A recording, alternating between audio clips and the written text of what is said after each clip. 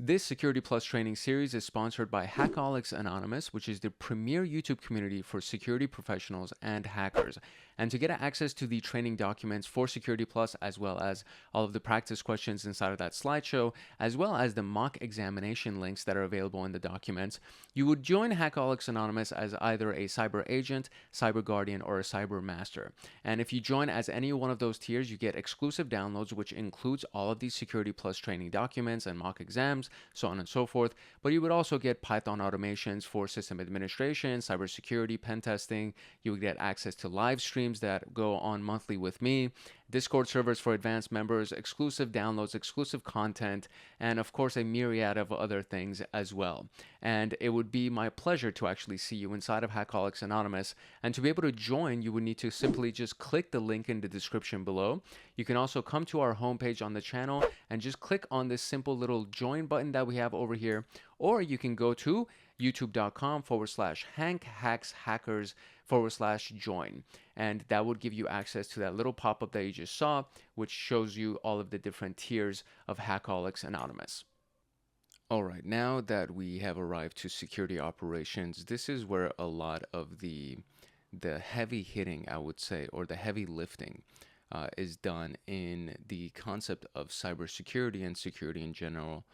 Security operations refers to the activities that are done when a security breach is detected, or to make sure that security breaches don't happen. It's the stuff that people do and the processes and the activities that need to happen in order for a good security operations team or security operations process to actually be effective. And everything that we've talked about so far has been about the concepts and the technology and the variety of different resources and tools and the things that would be in play. And now we're talking about the activities that the people will be doing, right? So the first part of security operations is incident response. And incident response, also known as IR, refers to the approach that the organization takes to prepare for, to detect, to contain, and to recover from security incidents, while minimizing the damage that's caused and then ensuring that the same incidents don't recur in the future. And effective incident response helps organizations to quickly and efficiently manage security breaches, cyber attacks, or any other type of security events. And it breaks down into 5 phases. So the big thing that we need to first address, or first kind of wrap our head around, is that incident response. So even though it says incident response, these are steps that the organization would take to prepare and to detect and contain and then recover from security incidents. So it's like the preparation and detection part is essentially what happens before an incident occurs. And then when an incident occurs, you'd want to detect it. And then once it has occurred, you want to contain it and isolate it so it doesn't spread to the rest of your network. And then from there, recover from any potential damages that have been done and recover from the incident itself, get back to business as usual, so on and so forth. So it's a continuous process, as we've mentioned multiple times throughout this course. And this is this specific process is no different than everything else that we've discussed, in the fact that it is a continuous process. Once you've gone through all of the security incidents and you've recovered from everything, you go through the lessons learned phase, where you essentially put in your documentation and your playbooks what just happened and what you can do in the future to make sure that it doesn't happen and mitigate in advance. And that would be part of the preparation again, and then detection, so that you can just make sure that it never happens again. Ideally, it would never happen. The same incident should never happen again. So let's go into these 5 phases of incident response. You may have already guessed that preparation would be the first step of the incident response process. And it is deemed to be the most critical phase, mainly because of the fact that you're either developing or implementing, or I would say developing and or implementing the incident response plan. Sometimes there is no incident response plan, so you actually have to help to develop it. and then implement it. Sometimes there is one, and then you'll be focusing on just implementing it, and then building the right infrastructure, and then ensuring that the company is actually ready to handle incidents when they occur. And a part of this would be the IRP, the incident response plan, which the organization should have well documented incident response plans and activities in place that outline the roles of the people and what they have to do, responsibilities of the members. There's a call tree usually that's involved where it's like, call these people in this order if something happens, if you detect something. And then that would fall under the communication strategies. And then we have the detailed procedures to follow during an incident. And then there are the tools and resources that are also outlined, which includes setting up and maintaining necessary tools like security monitoring software, like the SIEM, or the intrusion detection, intrusion protection systems, or intrusion prevention, and then forensics tools for after the fact. So forensics goes into what happened after the incident, and now we're trying to figure out what happened and kind of narrow it down to the details that really were important, and then creating backups of the systems, and then booting from those backups of the systems or the data that may have been wiped or lost or stolen, and then facilitate a quick response when the incident happens. So this is one of the key elements, right? The preparation step helps you to first of all, rehearse and get all your ducks in a row. And then there's tabletop exercises. That's also a part of preparation.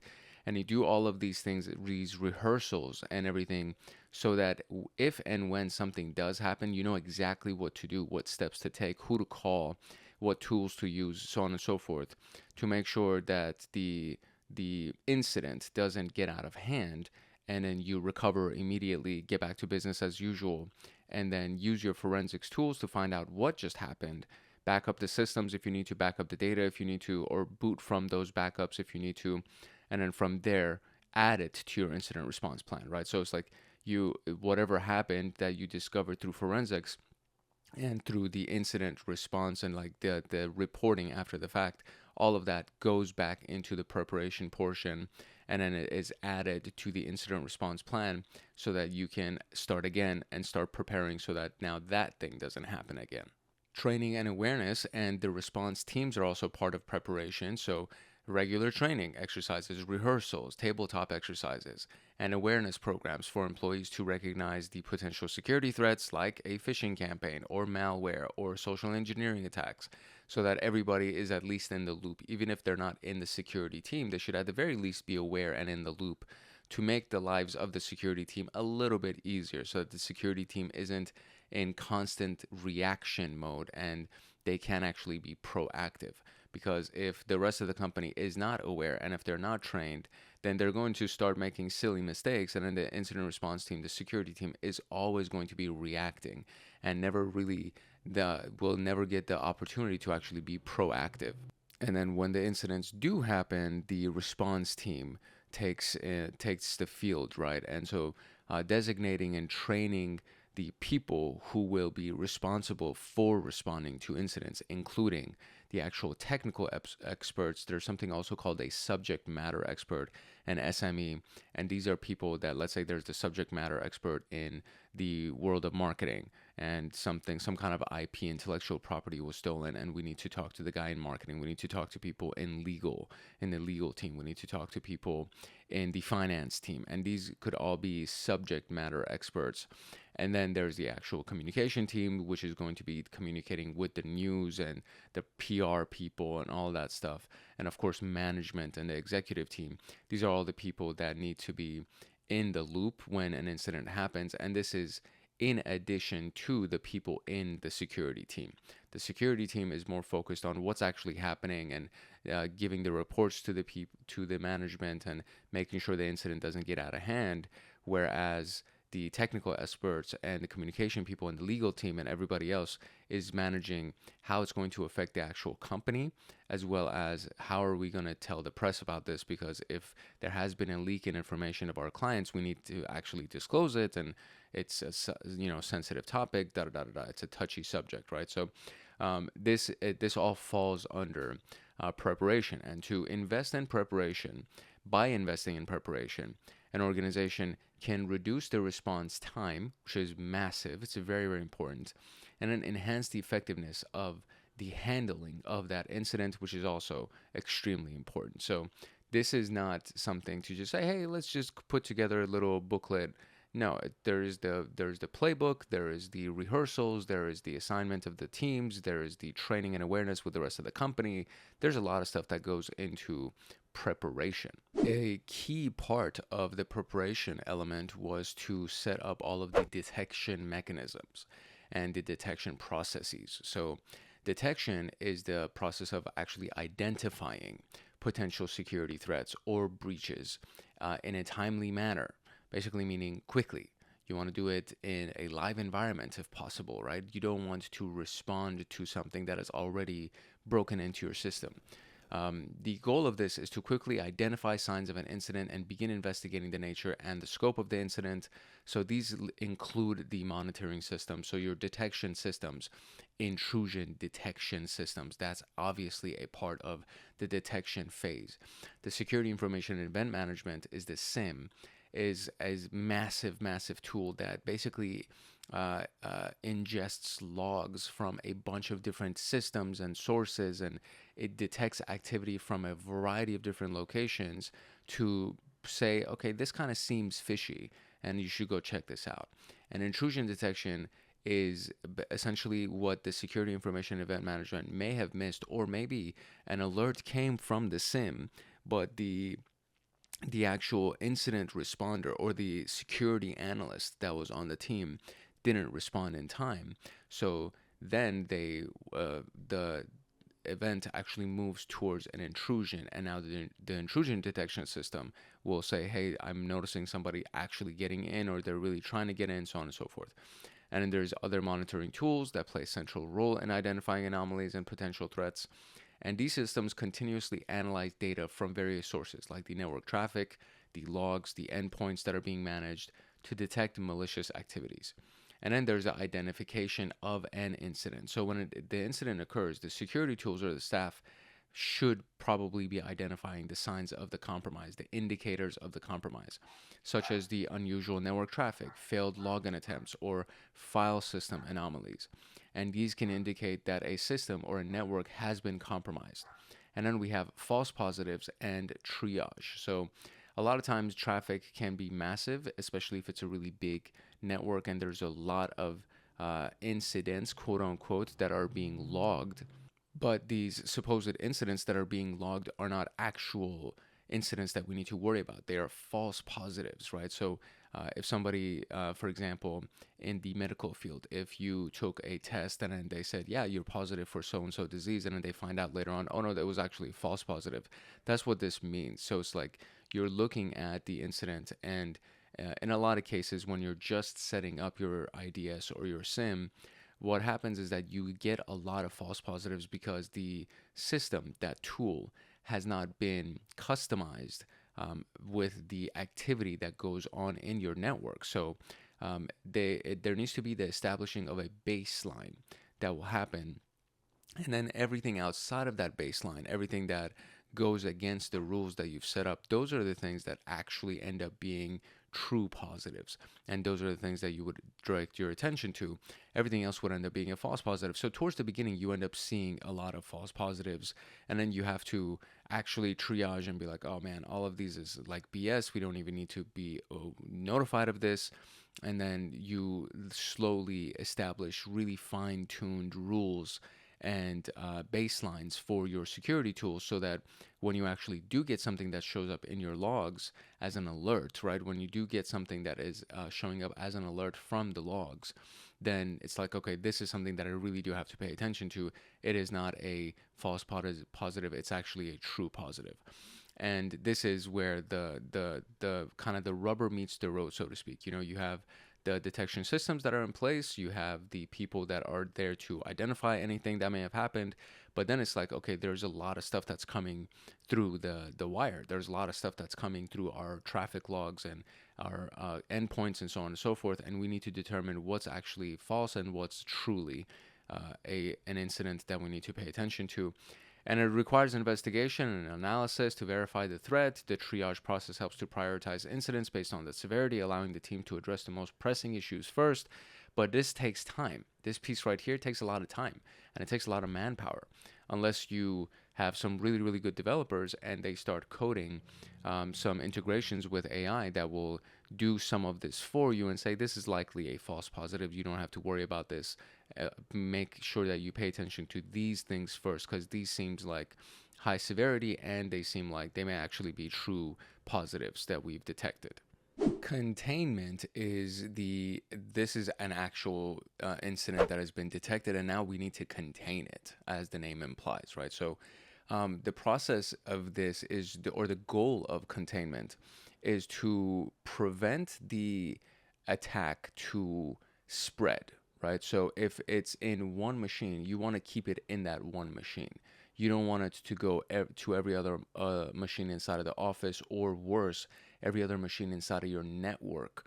And if you have a national or a global network, that means a lot of trouble. And then it gets out of hand, and now you have to do some serious damage control. So the goal is to keep it isolated. Containment is another way of saying keep this thing isolated.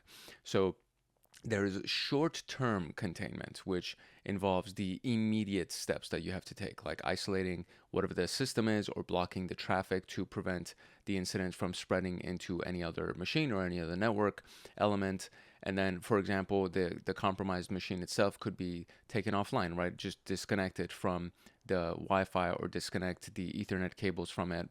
And then the network segment may be segmented, which is why we talk about these virtual LANs and these virtual private networks and these various segmentation techniques, because this is where it kicks in. This is where it actually affects the incident response process. If it's not segmented, then you're going to have a lot of trouble containing this thing. And if it is segmented, then it can't escape out of that one location. Think about the bandit barriers that exist inside of buildings, right? Or inside of a bank or something like that. The bandit barrier essentially is, I'll actually show you this just to kind of give you a good visual of this, because I think this is actually really important to kind of wrap our head around real quick. If you go into any like major bank in this modern era, you will most likely walk through something like this to enter the bank. And this would be the first layer of containment and authorization, right? So if somebody comes in and robs the bank, as they're trying to leave the bank, these doors right here, so these doors that you see right here, this first set of doors, they have to be fully closed in order for these set of doors to actually open. Now, if this is a person that is robbing the bank, then when they enter here and these doors close, the employees of the bank just press the alarm button and this whole thing locks down and the person cannot leave this little box right here. So this is a way to contain the thief, right? And the glass right here is plexiglass, it's bulletproof. So it's meant to protect against somebody trying to shoot out of it and break it, so on and so forth.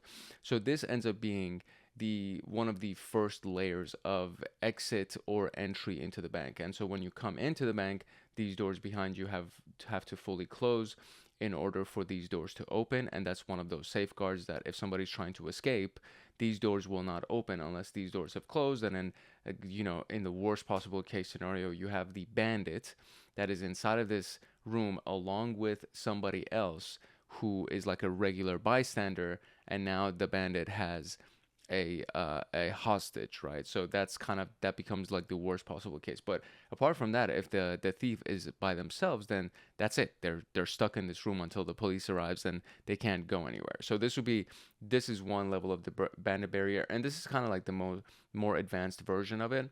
The other one is this thing. And this you probably see really everywhere, even if they don't have that entry point that we just talked about, that bandit barrier, that box that we just talked about. At the very least, we'll see these things. And when I started in banking, these did not exist, right? These were one of those things that they're like, oh my God, it removes the personal touch and you can't connect with your customers and all that stuff. And it's like, yeah, but what if somebody is holding you at gunpoint and now you have to listen to them and you have to give them the money because there is nothing separating you from that person.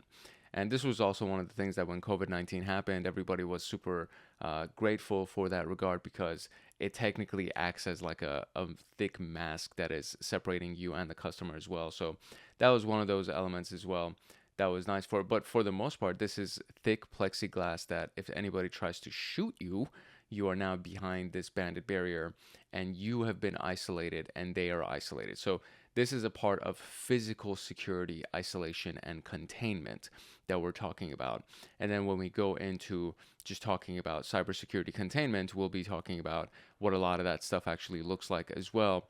And I mean, it's essentially the same concept, except just in a digital, technical, logical world, where you are isolating a computer from the rest of the network, or you're isolating a segment of your network from the rest of your network, so that if somebody gets into that segment, they can't break out of it and go into other segments of your network. So that all falls under the short-term containment portion. And then you have the long-term containment, which after you've immediately contained that specific section or that specific machine, a more detailed strategy can be devised. This would be something like changing credentials, right? Implementing firewalls or deploying updates to patch any vulnerabilities that were actually exploited so that nobody can get in. The short-term containment part of this is the immediate response to the incident that's taking place. The long-term containment is for, okay, what happens after we've contained it? We've already done our incident response, so on and so forth. Now we need to make sure that this doesn't happen again. And that's where long-term containment kicks in. Short-term containment is a live environment. This is happening right now. We need to address this right now. Long-term containment, okay, it's already happened. Let's make sure it doesn't happen again. That's basically what we're talking about here. And then comes recovery. So you've contained it, you've isolated it, you have done your incident response, for the most part, the forensics, and you know what's going on. You've developed extensive documentation as to what just happened. Now we need to just bring everything back online, right? So restoring the system that was exploited, or restoring the data that was wiped, for example, because sometimes they'll come and they'll encrypt your data so they can hold you at ransom, which we've already talked about, right? So when you are a victim of ransomware, essentially what's happening is that they've encrypted all of your sensitive data, and now they're saying, hey, if you want access to this data, if you want access to these systems, you need to pay us this money. And one of the best things that you can do is, if you have regular backups of your system images, your disk images, as well as all of your data, your most sensitive data, then in that case, you can be like, you know what? We're just going to wipe this entire system, and then we're going to start from scratch. And, you know, it'll cost us this amount of dollars to wipe the system and start from scratch. And usually the cost is, you know, lost business and the wages and salaries you have to pay your employees for actually doing that work. But a lot of times it's much less than having to pay the ransom to these people. And one of the things that, like, you hear in all of the movies that there's ransom is like, well, we don't negotiate with terrorists because I don't know if you're going to do this again, and I don't know if you're going to actually restore my systems for me. So it's like the best thing to do is to not negotiate and not pay the ransom, and just find other ways to recover your data and your systems. And so this is where that comes in. The backups are crucial for this particular element. Having backups of your disk images and backups of your data, it's so important to make recovery easy, to make recovery inexpensive, and make it so that, you know, people who are actually holding you at ransom or threatening you, they think twice about doing it again, because they're like, yeah, these guys didn't give in last time, and they had all these processes. We need to move on to an easier target. So this can take significant time depending on the scope of the incident, right? So restoring a system, affected systems have to be cleaned. They need to be restored and rebuilt, right?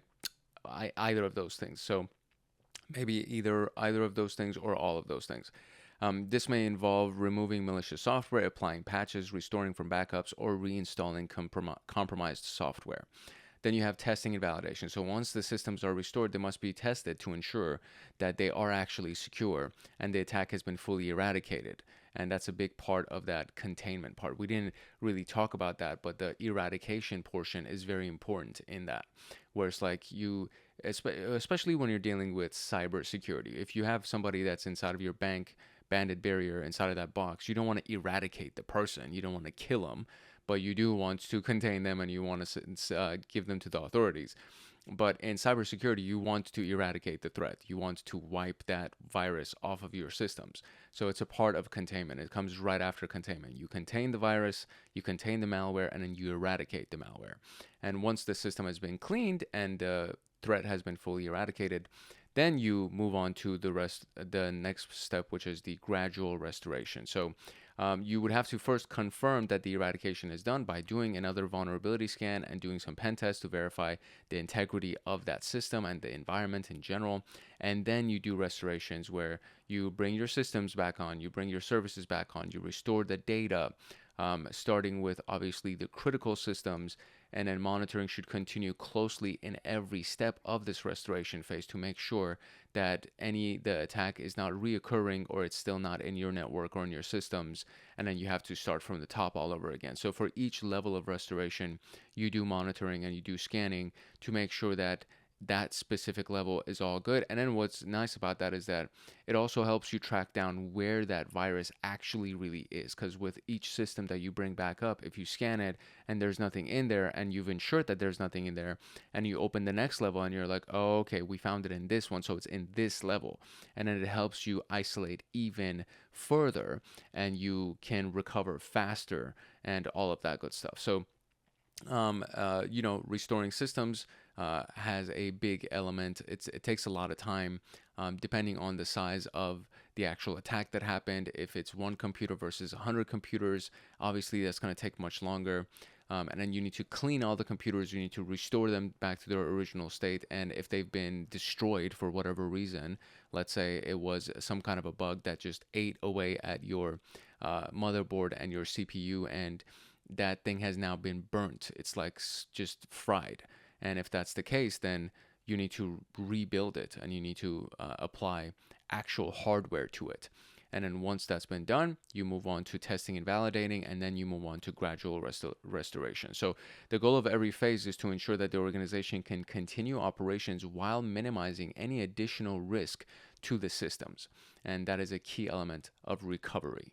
And then finally, after everything's been done, after you have done all of your restoration and everything's back online and you're running business as usual, you hold a massive meeting and you say, okay, what did we learn from this?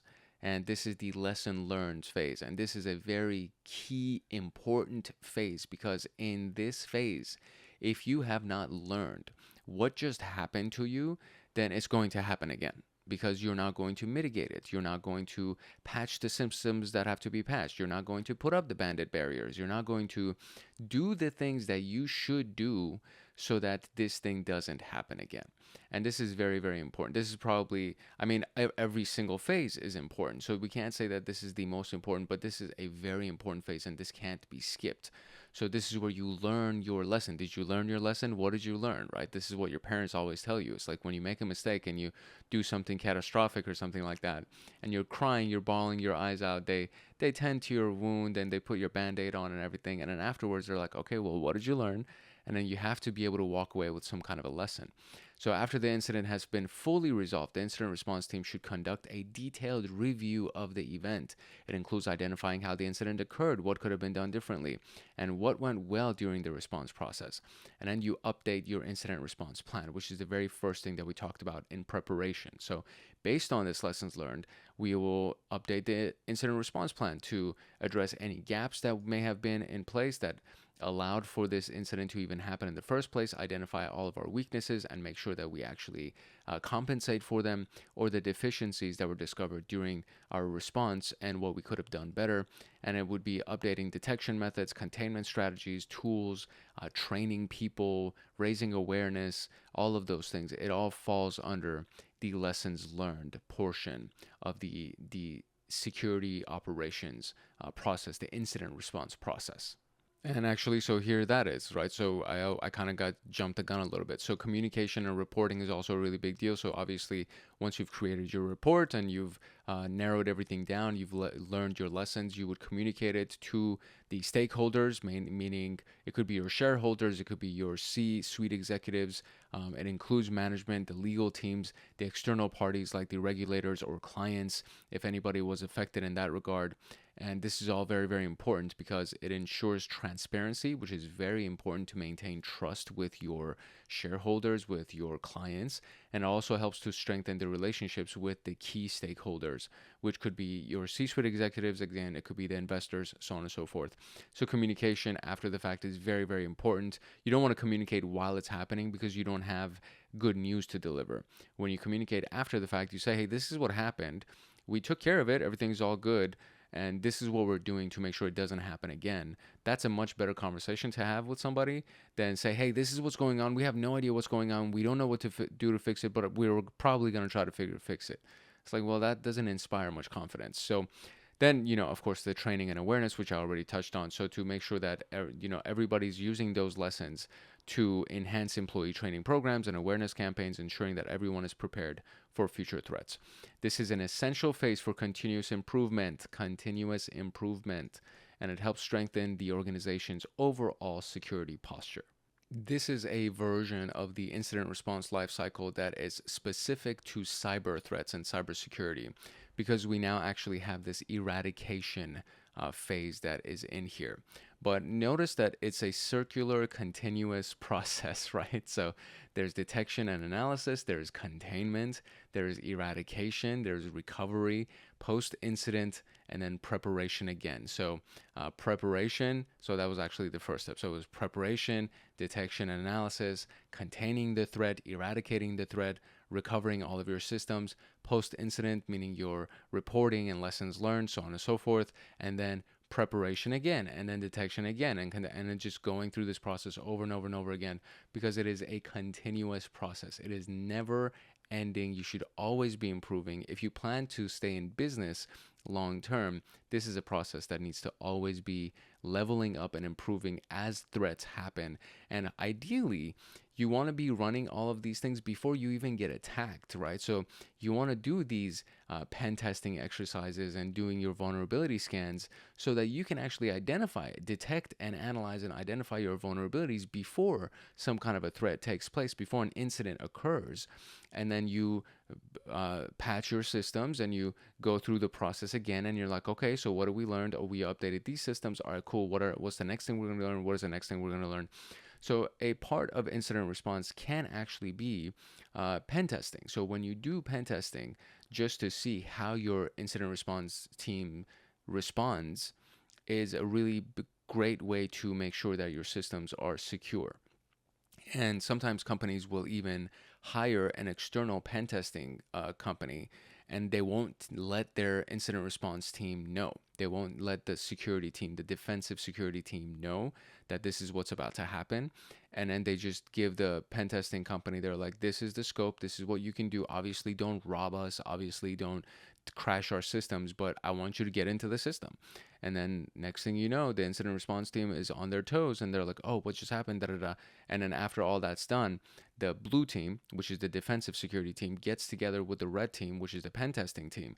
And then they put these massive meetings in place where it's like, okay, here's what we learned. This is what we did. And this is what you guys need to look out for in future so nobody can attack you. So this is actually a big process of incident response itself, where you actually hire hackers to come and hack you so that you can check to see what your current security posture is like and how prepared you are against a potentially malicious attack. Our real world story here goes back to the SolarWinds example that happened in 2020, which was a massive, sophisticated supply chain attack. And a big part of this, so just looking at this from a different lens, from a different perspective, from the incident response perspective, we get to see some really interesting elements here. So number one is the containment part. So a key aspect of the response was identifying and isolating the systems that were infected with the malicious software. This involved extensive network monitoring, threat hunting, and vulnerability scanning, and then disconnecting those compromised systems. So all the infected systems were disconnected from the network to prevent further lateral movement of the attackers and minimize the potential impact of that breach. And then implementing the emergency measures like disabling remote access to critical systems and increasing security monitoring.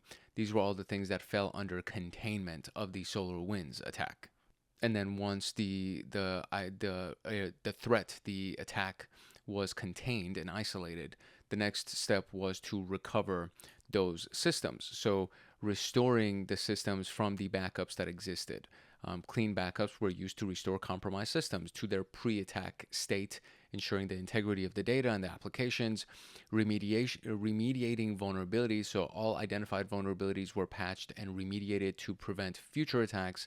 And then they're strengthening security controls. So obviously just making sure that you have better security controls in the future to ensure that your source code for your update is not infected with viruses. That's kind of a big thing, right? Especially when you're a company like SolarWinds and other companies are using your services. And we talked about the multi-factor authentication portion earlier, and how Microsoft actually had MFA in place, and that prevented them from being fully exploited. And that's one of the clients of SolarWinds. So it's like Microsoft was using SolarWinds. So this is not a small company that was affected, right? This is a really big company. And this is one of those things that you need to have really strong security controls. When you have clients as big as Microsoft, you need to have really strong security controls. So this was a part of the recovery process for SolarWinds, as well as organizations that were buying SolarWinds services.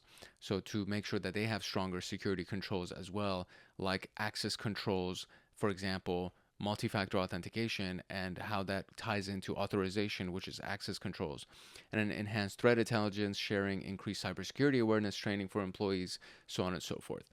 Our key takeaways here would be the importance of a well-defined incident response plan to make sure that it's comprehensive, it's well rehearsed, and how important that is for effectively responding to a cyber attack.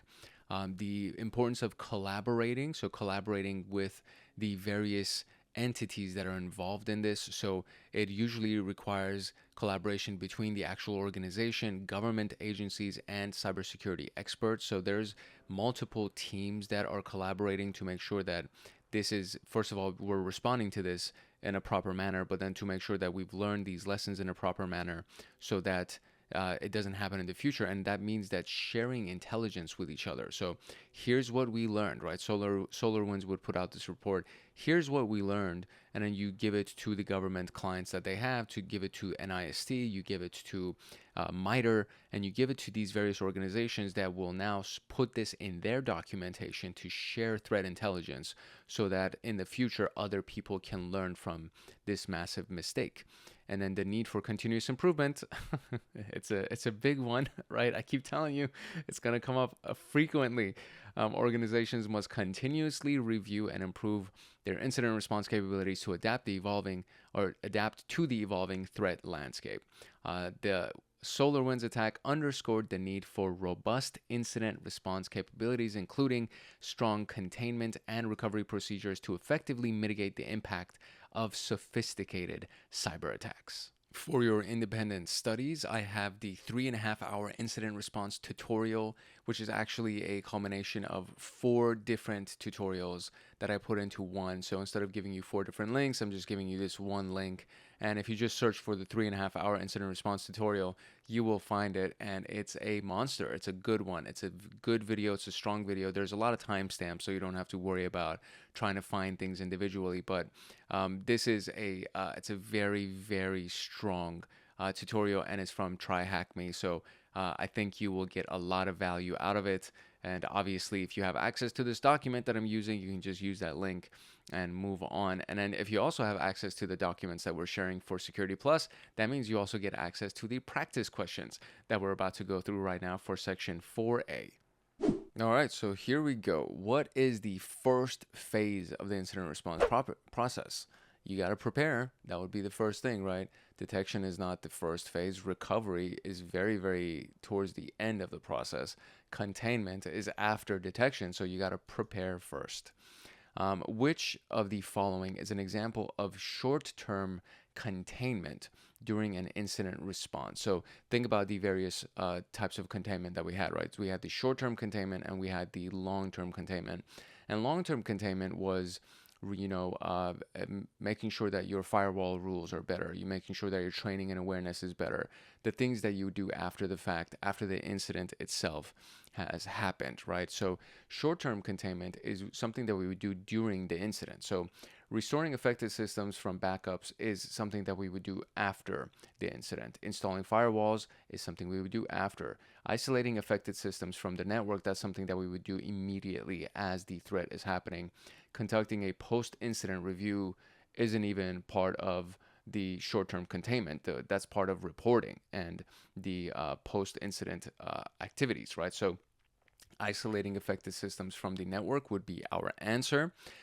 During which phase of the incident response do organizations evaluate the effectiveness of their response and update their incident recovery plan? So during which phase do they evaluate their response and then update their incident response? So it's not during recovery. Recovery is just making sure that you're back to business as usual.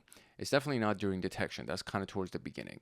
And containment is done right after detection and now you have a thing to worry about.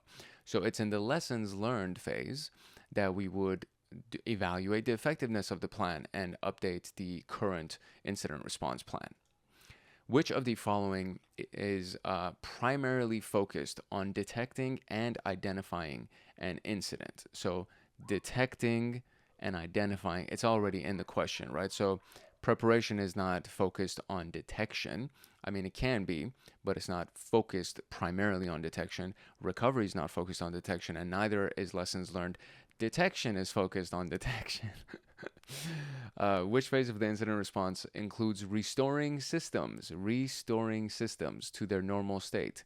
And that would be recovery, right? Containment contains it, preparation prepares for it, detection detects it, and then you restore your systems to their normal state during the recovery phase.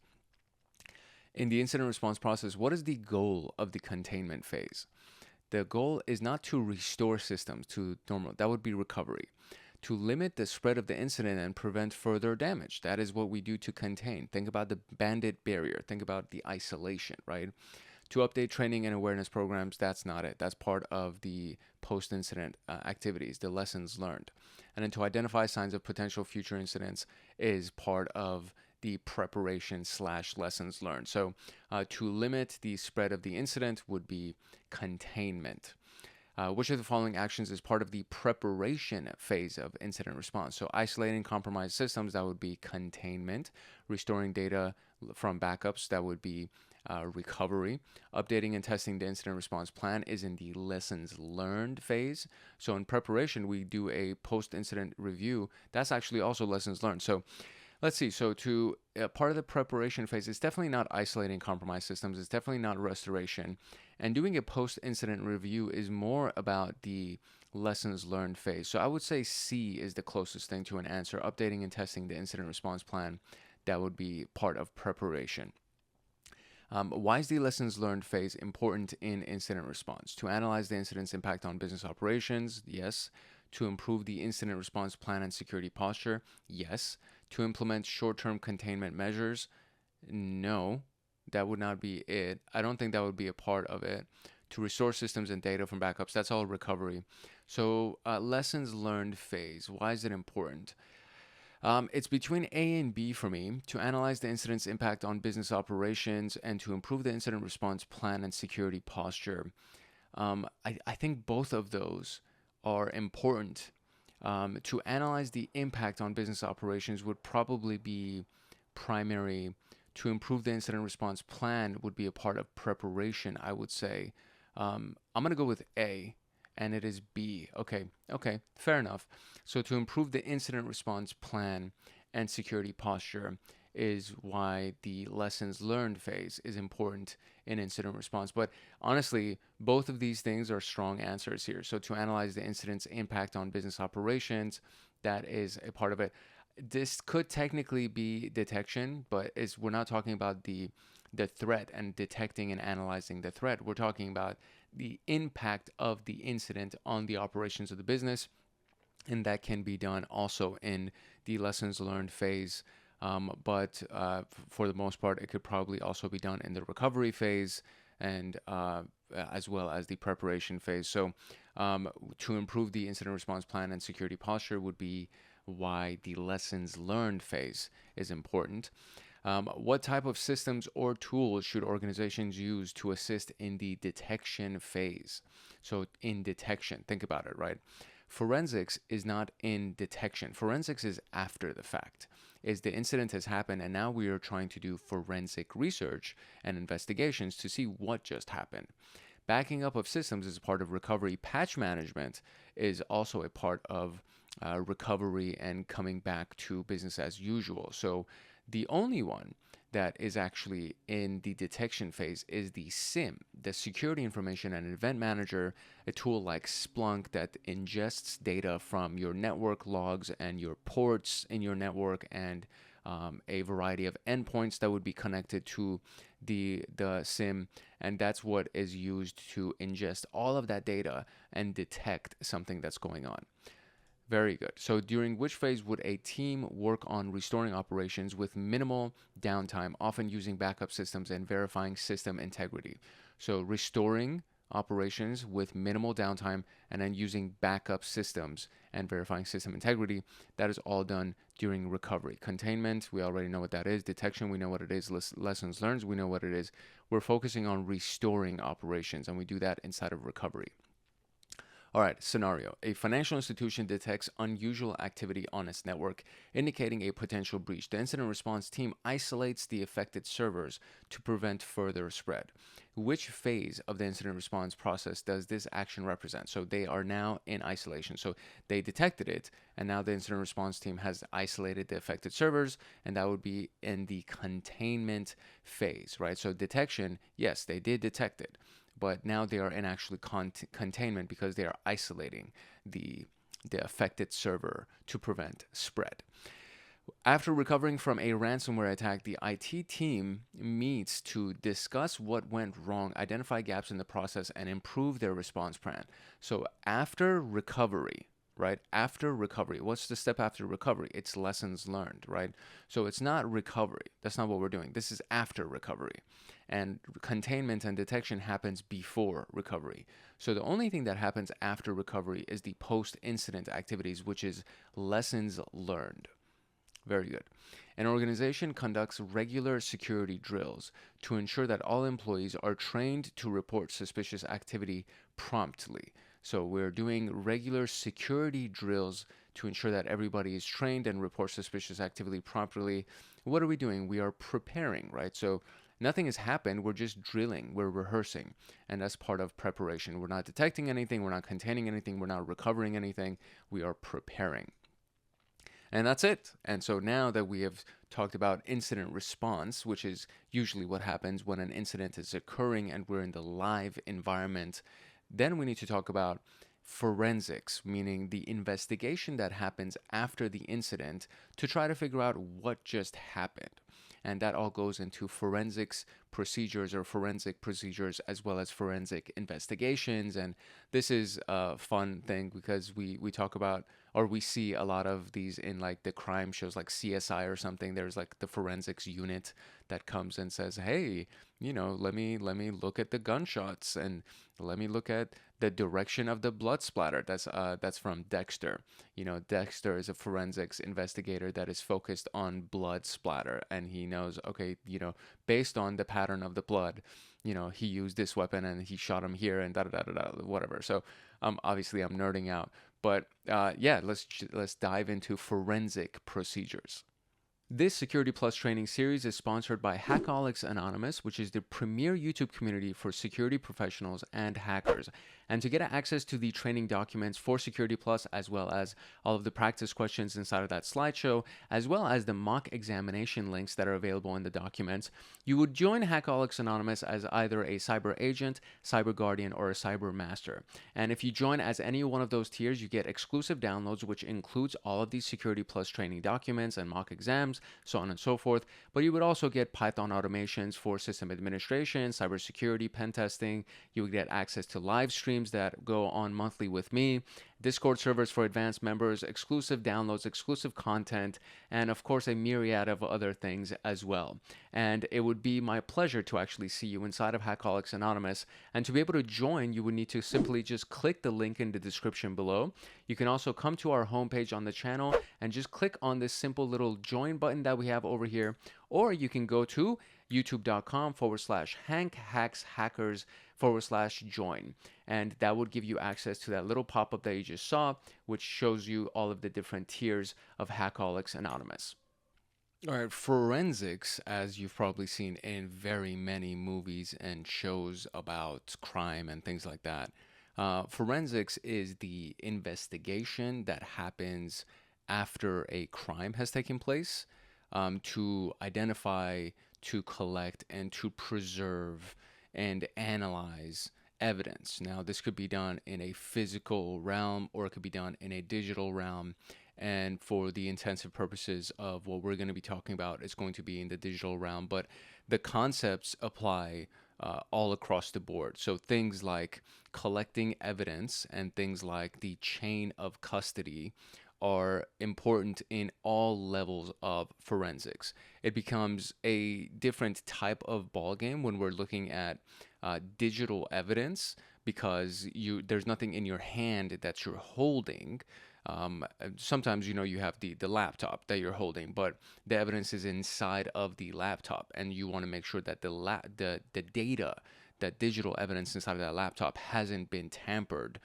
And so that's the piece that we need to kind of specify a little bit and clarify and kind of go over what that is and how that's done.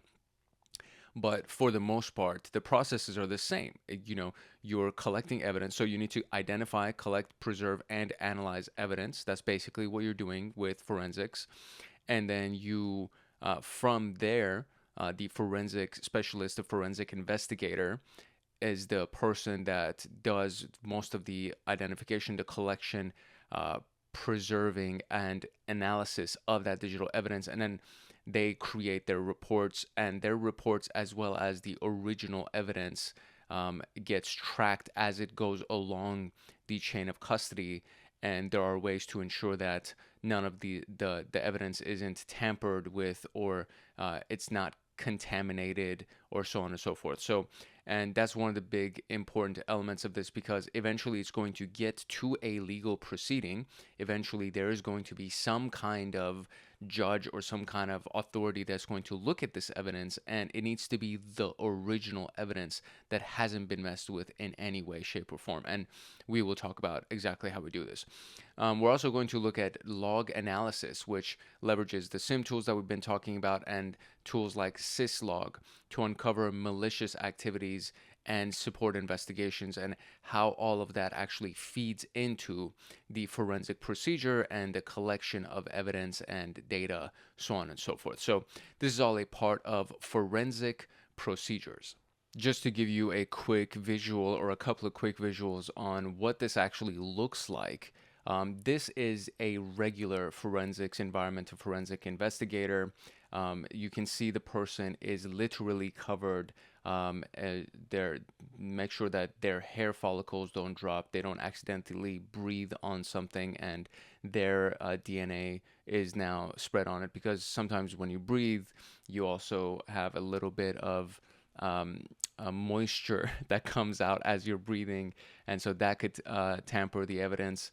And then there's also the collection of the bullet casing right now that he's collecting, and he's going to put inside of this tube right here. And then from here, nobody else is going to handle it that isn't somebody in forensics. And if they do, there's the chain of custody forms and everything else that takes place to make sure that that evidence has not been tampered with. And if anything has been tampered with, then you can source it back to who did it as you look at the chain of custody forms to see who handled the evidence and what it went through. And so when you see, usually when you think about forensics, this is kind of what we think about. The forensic investigations is somebody collecting bullet casings or looking at blood splatter or something like that.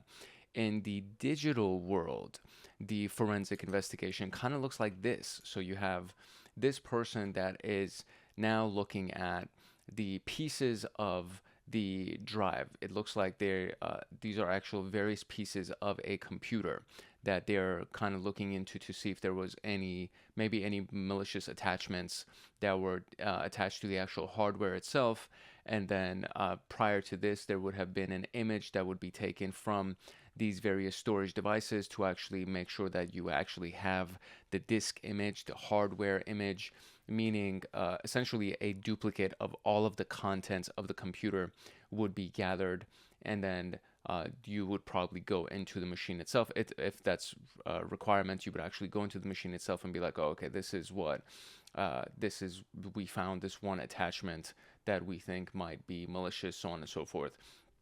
And then so you can see right here where there's the log right here. And this actually kind of doesn't really make sense to me because this is log 0 and 481920, and it's on August 3rd of 2013, and this is July 9th of 2013, and this is log 1. So that kind of doesn't make sense to me. That should probably be backwards. But essentially you have these various logs that go inside of the I don't know if they're referring to, I don't think they're referring to like logs as sys logs. I think they're referring to as the forensic investigator logging inside of the chain of custody saying that I logged this on this date and I logged that on that date. So I think that's what they're referring to. So the date of this is actually kind of funky a little bit. But for the most part, that's essentially what the forensic investigation of digital forensics looks like. He's not that concerned about his hair follicles, it seems. Fingerprints, yes, but definitely not concerned that much about hair follicles or things like that. And as we're looking at digital forensics evidence, we're much more concerned with the actual files and the data, especially as we continue on with this conversation. We're much more concerned with that than we are with fingerprints, for example, because that's not our job as digital forensic specialists. Our job would be the data itself and the various components of the machine itself, so on and so forth. The fingerprints is a job for the actual forensics investigator, which is this guy. So we have two different levels of forensics investigations. So anyways, I just wanted to give you those visuals. Let's actually dive into the teachings now. There are two really important concepts in forensics, and one, or processes we can call them. One of them is the collection of the evidence, and the other one is the chain of custody. And in procedures in digital forensics for cybersecurity, we can make sure that the investigation into that security incident is thorough, and whatever the evidence is that's collected is admissible in court if necessary. And this part is very important because this connects back to, okay, well, was the evidence tampered with? If the evidence has been tampered with or altered in any way, then it is no longer admissible in court, and any half-decent lawyer will bring that up. The collection and handling of evidence needs to be conducted systematically to maintain the integrity of the investigation, and this is where it comes into evidence collection. As the name implies, we're just talking about the collection of the evidence. The handling of the evidence goes into the chain of custody. So let's talk about these things in a little bit more detail. Everything in forensics starts with collecting evidence, and this is identifying, securing, and documenting digital evidence from a potential crime scene. In cybersecurity, it could be looking at logs to try to narrow down, the IP addresses that try to access your system. They were dumping some kind of our memory files, system files, network traffic captures, or any other artifact, quote unquote artifact. But this is, we're talking about little digital artifacts that may provide clues about the incident. And in cybersecurity, this is much more detail orientation, that somebody really needs to know what they're looking at, what they're looking for. And it's it's like a big thing. So the key steps involved in evidence collection is to identify evidence. So you identify relevant evidence. When you're in a crime scene, you look at bullet casings on the floor and you're like, oh, that's evidence, right? You look at blood splatter. Oh, that's evidence. In our case, in cybersecurity, we're looking at network logs. We're looking at the history of the device, the file system's contents, and are there any files or any series of executables or something that just looks fishy. And then the network logs part is kind of really crazy to think about, because there are so many incidents or so many line items that is inside of a log, and then trying to differentiate what is a big deal and what isn't of note. That's like a really big piece of it. And then I've done so many videos on forensics and digital forensics, incident response, and so on and so forth. And obviously, I'm going to give you all of those videos when we get to the end of this section. But these are one of the big things that comes down to identifying evidence. And then once you've identified the evidence, you got to secure the evidence. And then the way that we do that in cybersecurity is, number one, you have to isolate the system so there's no other network connections. You have to disconnect it from the actual affected devices, or disconnecting the affected devices from the rest of the network.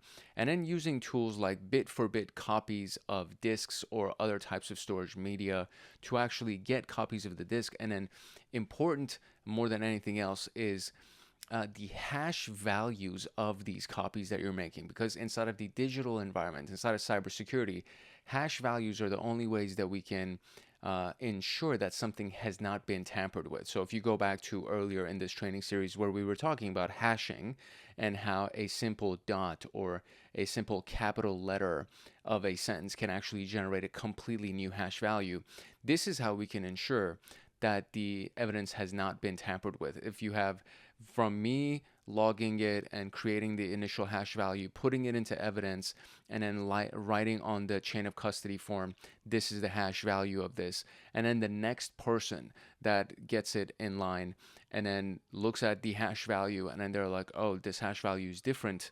That means that somewhere between my handling and their handling, somebody tampered with this, and now the hash value is changed. So that means potentially anything in that disk image or in those files could be changed.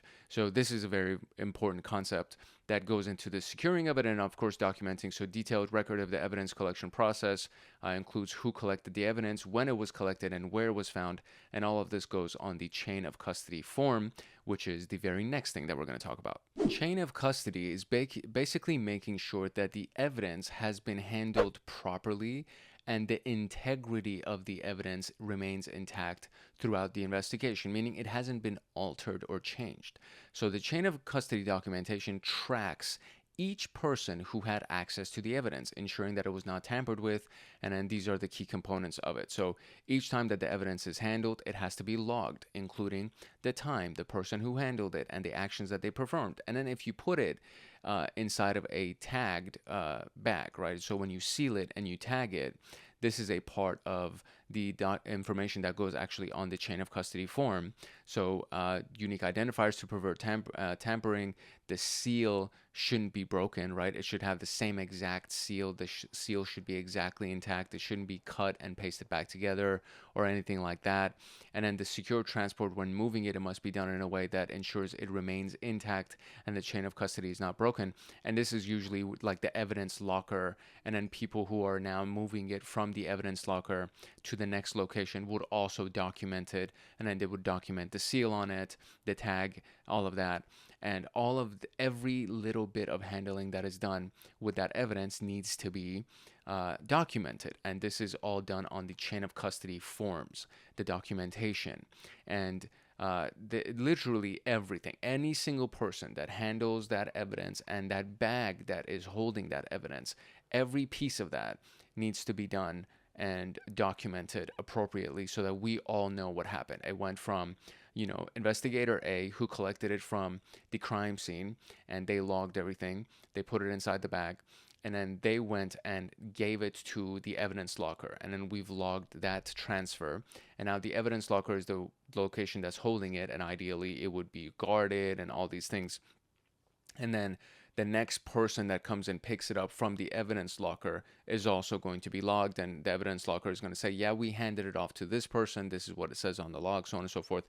And so if during that process anything has been done to tamper the evidence, then we now can track it back to, okay, well, it was fine here, it was fine here, it was fine here. Between this location and this person, something happened, and it seems like we need to go talk to this person and be like, what just happened? What happened to, and then start doing an entire other investigation to see why the evidence was actually altered.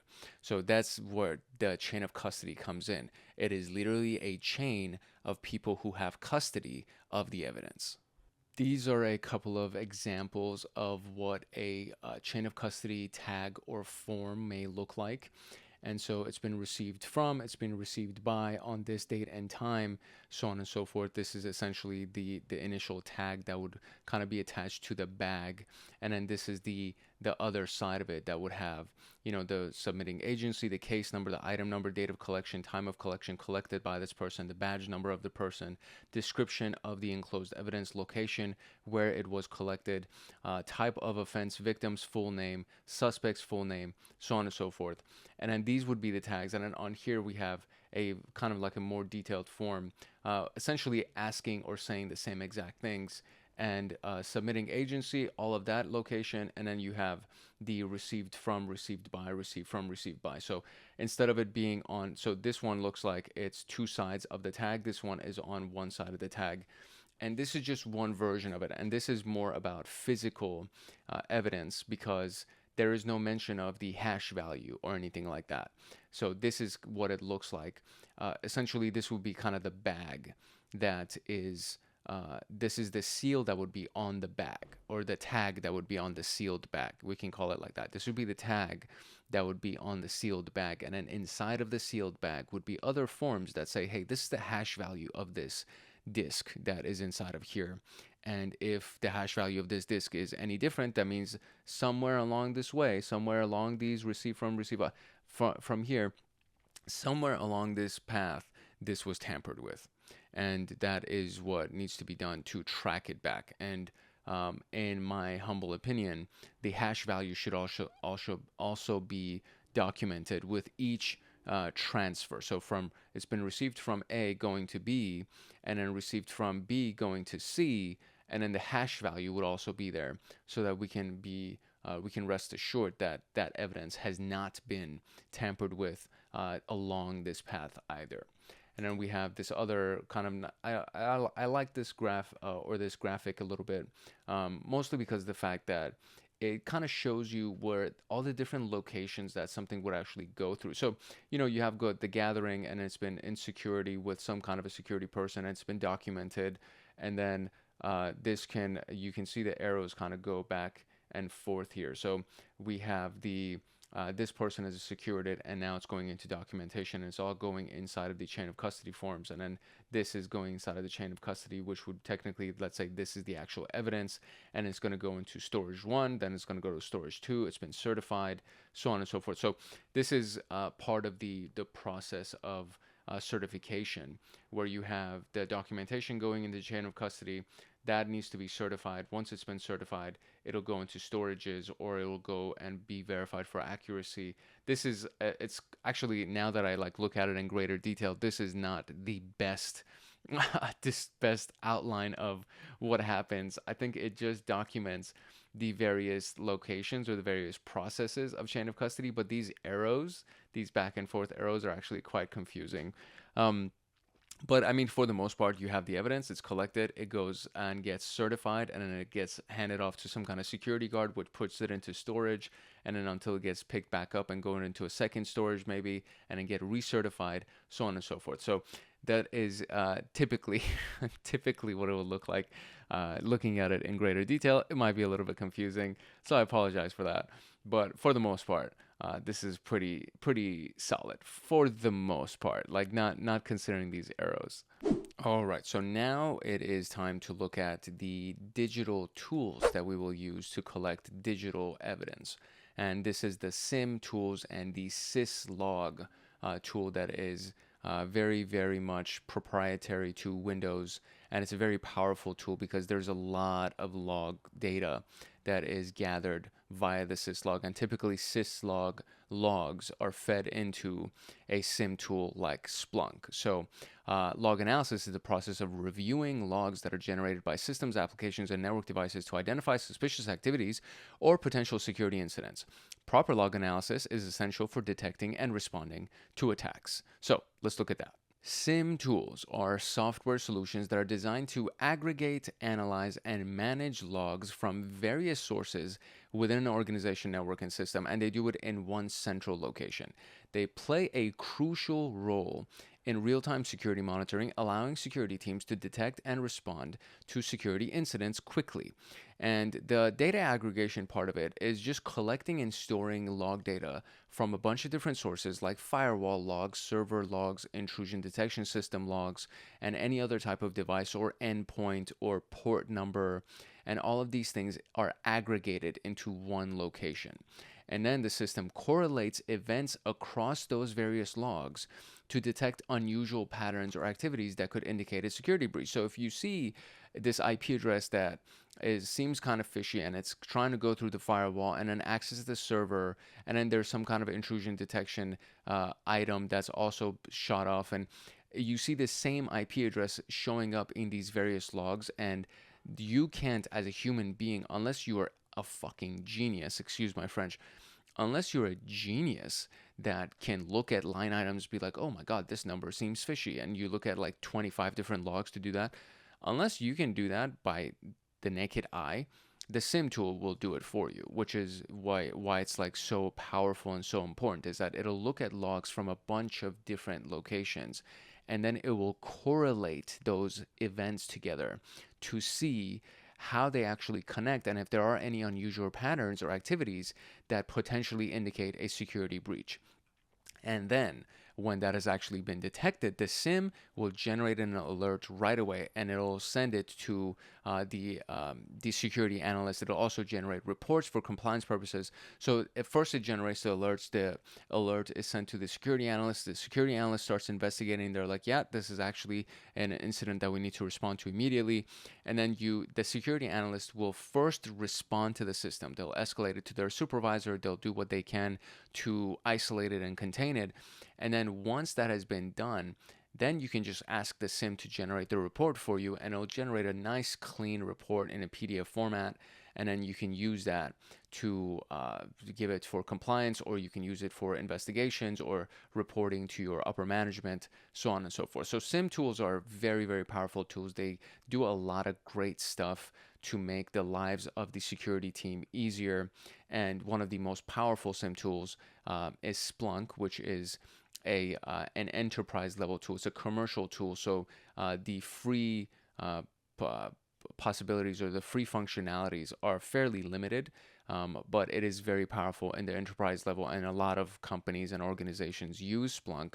Another one that is open source would be something like Wazoo or Kibana. I would say Kibana from ElkStack is a very powerful open source SIEM that allows you to do exactly what we're talking about here, except it's free. And you do need to, both of these things require configuration and knowing how to set these things up. So those are all still required on both ends. Kibana is just the open source tool that comes with the elastic stack of security tools. And literally they're right here. They're on my next section. I jump the gun all the time. So Splunk is a widely used SIEM that is known for its powerful data analytics and search capabilities. IBM's QRadar is another one. It's a very powerful SIEM solution with advanced log management and correlation. And then we have Elastic Stack, formerly known as ELK, which is a combination of Elasticsearch, Logstash, and Kibana that provides scalable log analysis solutions, and it does have a very powerful open source version. And then there's syslog, which is the standard protocol used for message logging in many Unix and Linux-based systems. So I was so wrong when I said that it is proprietary to Windows. It allows for the centralized collection of logs from various devices and applications within a network. So syslog enables network devices, servers, and applications to send log data to a centralized server for easier management and analysis. The formats contain a timestamp, the originating device, the severity of the event, and a description of the event. And logs can include information about the system status, the user's actions, application events, and errors. And then there's the rotation of the log. So to ensure that log files don't consume excessive storage, syslog systems often implement log rotation, where older log files are archived or deleted, and then they are replaced with newer log files. So this is, log files can take up a lot of space, because especially if you haven't configured them to delete all the false positives, log files can become massive, especially if it's in a busy network that gets a lot of traffic, or on a busy device that gets a lot of traffic. All of a sudden, you'll see that you have gigabytes of logs, and that's a lot when you think about it. They're just text files. So to have text files that are gigabytes in size, that means there are so many freaking log items. So log rotation is a very powerful feature, and thankfully it comes inherent with syslog. So it can be integrated with SIEM systems to enhance real-time security monitoring and incident response efforts, which is why we love it so much. And so I think the reason why I thought that it was Windows-based is because when I was doing the exercises that I was using syslog, I was doing it on a Windows machine, and I was like, oh, okay, this must be a Windows tool. But it's not. The event viewer is the Windows tool, and I got confused. I apologize for that. It is not unique to Windows. It is actually a Unix and Linux-based system, or it's used for logging in many Unix and Linux-based systems, but it does actually work cross compatibility, or it is cross compatible with various operating systems. So I should say that. So I apologize for the incorrect information. There are a few things to keep in mind when you're looking at log analysis as a practice. Number one is the retention policy. So retaining for a sufficient period of time to allow for retrospective analysis and for compliance. So there are regulatory environments or regulatory requirements that just based on what the regulatory requirement says, you may have to, at the very least, keep your logs for a year or 2 years or something like that. And then there's something called hot storage, warm storage, and cold storage. And hot storage means I can access it immediately whenever I need it. Warm storage means it's in the room or it's in the building and I can go quickly recover it. Maybe it's inside of an external hard drive or something like that, and I can access it fairly quickly. Cold storage means it's in a warehouse somewhere. It's like in a vault somewhere, and then we can access it if we need to. And a lot of times what happens with logs is that they will rotate from hot storage to warm storage to cold storage, and they'll be retained in cold storage for, let's say, a couple of years. And then they'll be like, all right, when we start developing a lot of hot logs and warm logs and we need to replace the cold logs, we can just go ahead and wipe those original storage devices and then replace them with the newer logs that are coming in. But then when you think about the fact that a storage device like an external drive takes less than a cubic foot, like it's maybe half an inch thick, like 1 centimeter thick, and it's literally like 3 inches by 4 inches by 1 centimeter. That's kind of like how big an external drive is. And then thinking about the fact that it can store up to, like, let's say 5 terabytes of data, that's a lot of storage capability. So it's not a massive device. So technically you can have a small room that is good on security. It's been a very secured room, and then you can store your hard drive in there or hard drives in there, and then you can recover them, and then that means that you can actually store your logs for years at a time and then still be able to retrieve them. So logs often contain sensitive information, so care must be taken to ensure that they are protected from unauthorized access, obviously. And in real-time monitoring, SIEM systems provide the ability to monitor logs in real time to detect suspicious behavior as it happens. And that is the power of real-time monitoring, and then how that actually ends up feeding into your log analysis as well. So you have your live logs, your real-time monitoring logs that are actually fed into your SIEM, and then if nothing is done and there's no alerts that show up, you can take those logs and put them into warm storage and eventually cold storage, and just make sure that your storage locations are secure. This is another cool little graphic here that gives us the process for digital forensics. So you want to identify and collect the evidence. You want to maintain the integrity of the evidence, and in digital forensics, that all has to do with the hash values of the files. That is the only way that we can ensure that the file has not been altered. So that would be preservation, and then you analyze those files, so determine the results accuracy, and then document the findings that you can use in court, and then of course present it, summarize and present those findings. And really good hackers, like really good attackers, will delete their tracks, right? They'll remove their tracks as they enter and leave your system. So they won't leave anything for you to find. And it's your job to use all of these various log locations and these various types of logs to try to find that one person that entered your system, and maybe they left some kind of a trace behind. But if they're really good, before they leave your network or before they leave the system, they'll wipe the authentication logs, and they'll wipe the audit logs and all those things, so that you don't even know that they were there. And they won't wipe the log, right? They'll wipe the line items that have to do with them inside of your logs, because if you wipe the log and it's an empty log, then it's like, oh, that's very suspicious. But if you just wiped a couple of line items that have to do with your IP address and the stuff that you were doing while you were in the system, then you're like, okay, well, this looks like a regular log. It looks like nothing has changed, and it doesn't even raise a flag, right? So that's what's really powerful about a really good hacker. Now, what's nice about logs is that anytime that a log has actually manually been tampered with, so somebody goes into a log and deletes items inside of the log, that shows up in a different log. And then it's like, oh, hey, this one log was actually accessed by this specific IP address on this time and date, and they deleted something. And then you're like, wait, what? And then you go and you analyze it, and hopefully that will help at the very least to kind of raise some flags and allow you to investigate further. So our takeaways here is that evidence collection is crucial for ensuring that collected data is useful for investigation and handled correctly. Chain of custody guarantees the integrity of the evidence, tracking anybody who has interacted with the evidence and avoiding alteration, tampering, or contamination of the evidence. And then log analysis is the essential practice for detecting, investigating, and mitigating potential security threats. And tools like SIEM and protocols like syslog provide centralized management, which allows for more effective analysis and response. And in cybersecurity, we're looking at logs.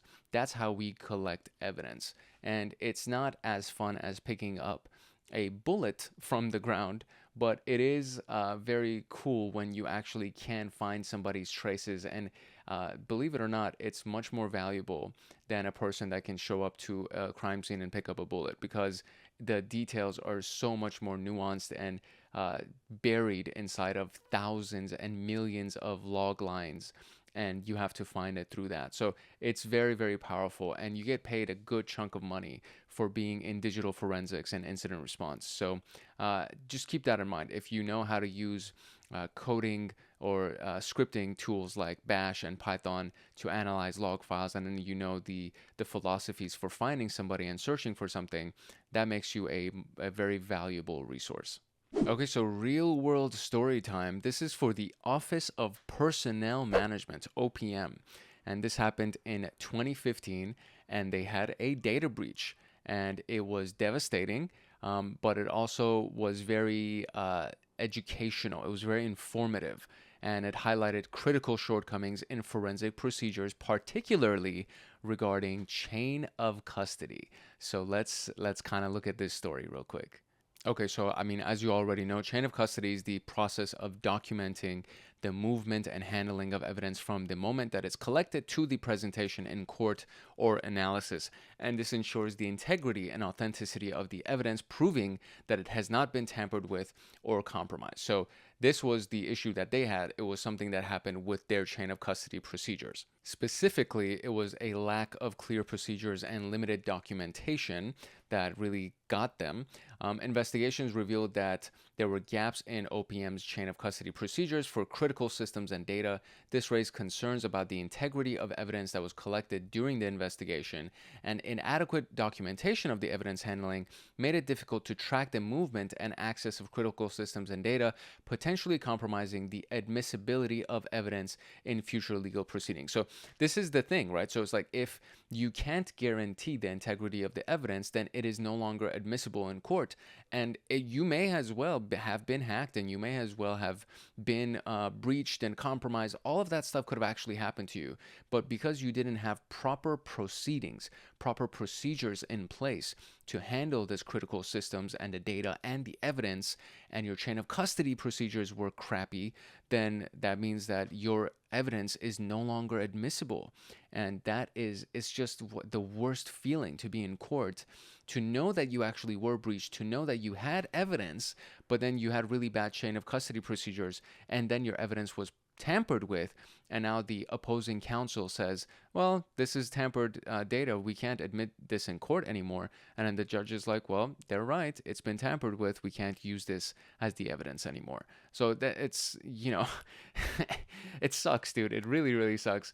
And this is the Office of Personnel Management. This is not a small, or it's not an unimportant organization. We can definitely say that it could be small because maybe they didn't have the budget for it, because it's like a government thing and whatever. But it's not unimportant. It's a government entity. It is important. So anyways, so some obvious key takeaways. The robust chain of custody protocol is essential. Organizations must establish and rigorously adhere to robust chain of custody procedures for all digital evidence, includes detailed documentation of every step in the evidence handling process, from collection to analysis to storage and to disposal. And proper training is very, very important as well. So the reason why there was no chain of custody, maybe it was because the original management team didn't have it in place. Fine, you could say that there was no proper chain of custody protocols. But it's more likely that there was some kind of a chain of custody protocol, but people didn't think that it was that important. So the personnel that were involved in evidence handling did not have proper training on chain of custody. So they should have proper training on chain of custody procedures to ensure that the compliance and integrity of the evidence has actually been met. So the OPM breach serves as a stark reminder of the critical importance of maintaining a strong chain of custody for all digital evidence. By adhering to strict procedures and best practices, organizations can ensure the integrity of their investigations and strengthen their ability to respond effectively to cyber incidents. So in addition to the 3.5-hour incident response tutorial that I gave you in the last section, there's also this video on digital forensics and incident response. And then there's a playlist for digital forensics and incident response that has a variety of tools that we have. And we'll be talking about that in a little bit as well. Things like, volatility and Velociraptor and Redline and all these different tools that are available for investigations and collecting data, so on and so forth. So this is just one for this specific section, and as we go along, I'll give you the rest of those videos as well. And of course, you can just search for it on the channel, or if you had access to the cyber agent tier of Hackaholics Anonymous, you would get access to this training document with all of the links, as well as all of these practice questions that we're going to be going over, so that you can drill on your own as well. And then of course, there's practice examination links that are at the very end of this document that we're in right now. There's literally dozens of links for practice exams and practice questions. So that being said, let's go into the practice questions for incident response, or digital forensics, I should say. All right, here we go. What is the primary purpose of maintaining a chain of custody during evidence collection? To ensure that evidence is immediately submitted to law enforcement, to track all individuals who have had access to the evidence and preserve its integrity, to log the types of evidence collected in a centralized database to identify which piece of evidence is most relevant to the investigation. So these are all great answers, but the most obvious answer is to track all individuals who have had access to the evidence and preserve its integrity. That's the purpose of chain of custody. Very good. Which of the following best describes the process of evidence collection in digital forensics? So the process of evidence collection. So think about that.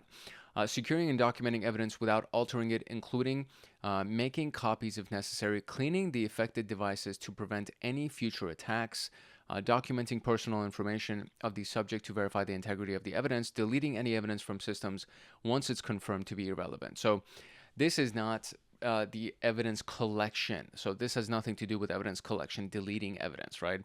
Documenting personal information of the suspect to verify the integrity of the evidence, cleaning the affected devices to prevent any future attacks. I don't think that even has anything to do with digital forensics or evidence collection. So securing and documenting evidence without altering it, including making copies if necessary, that I would say that's the closest thing to an answer, and that is indeed the answer.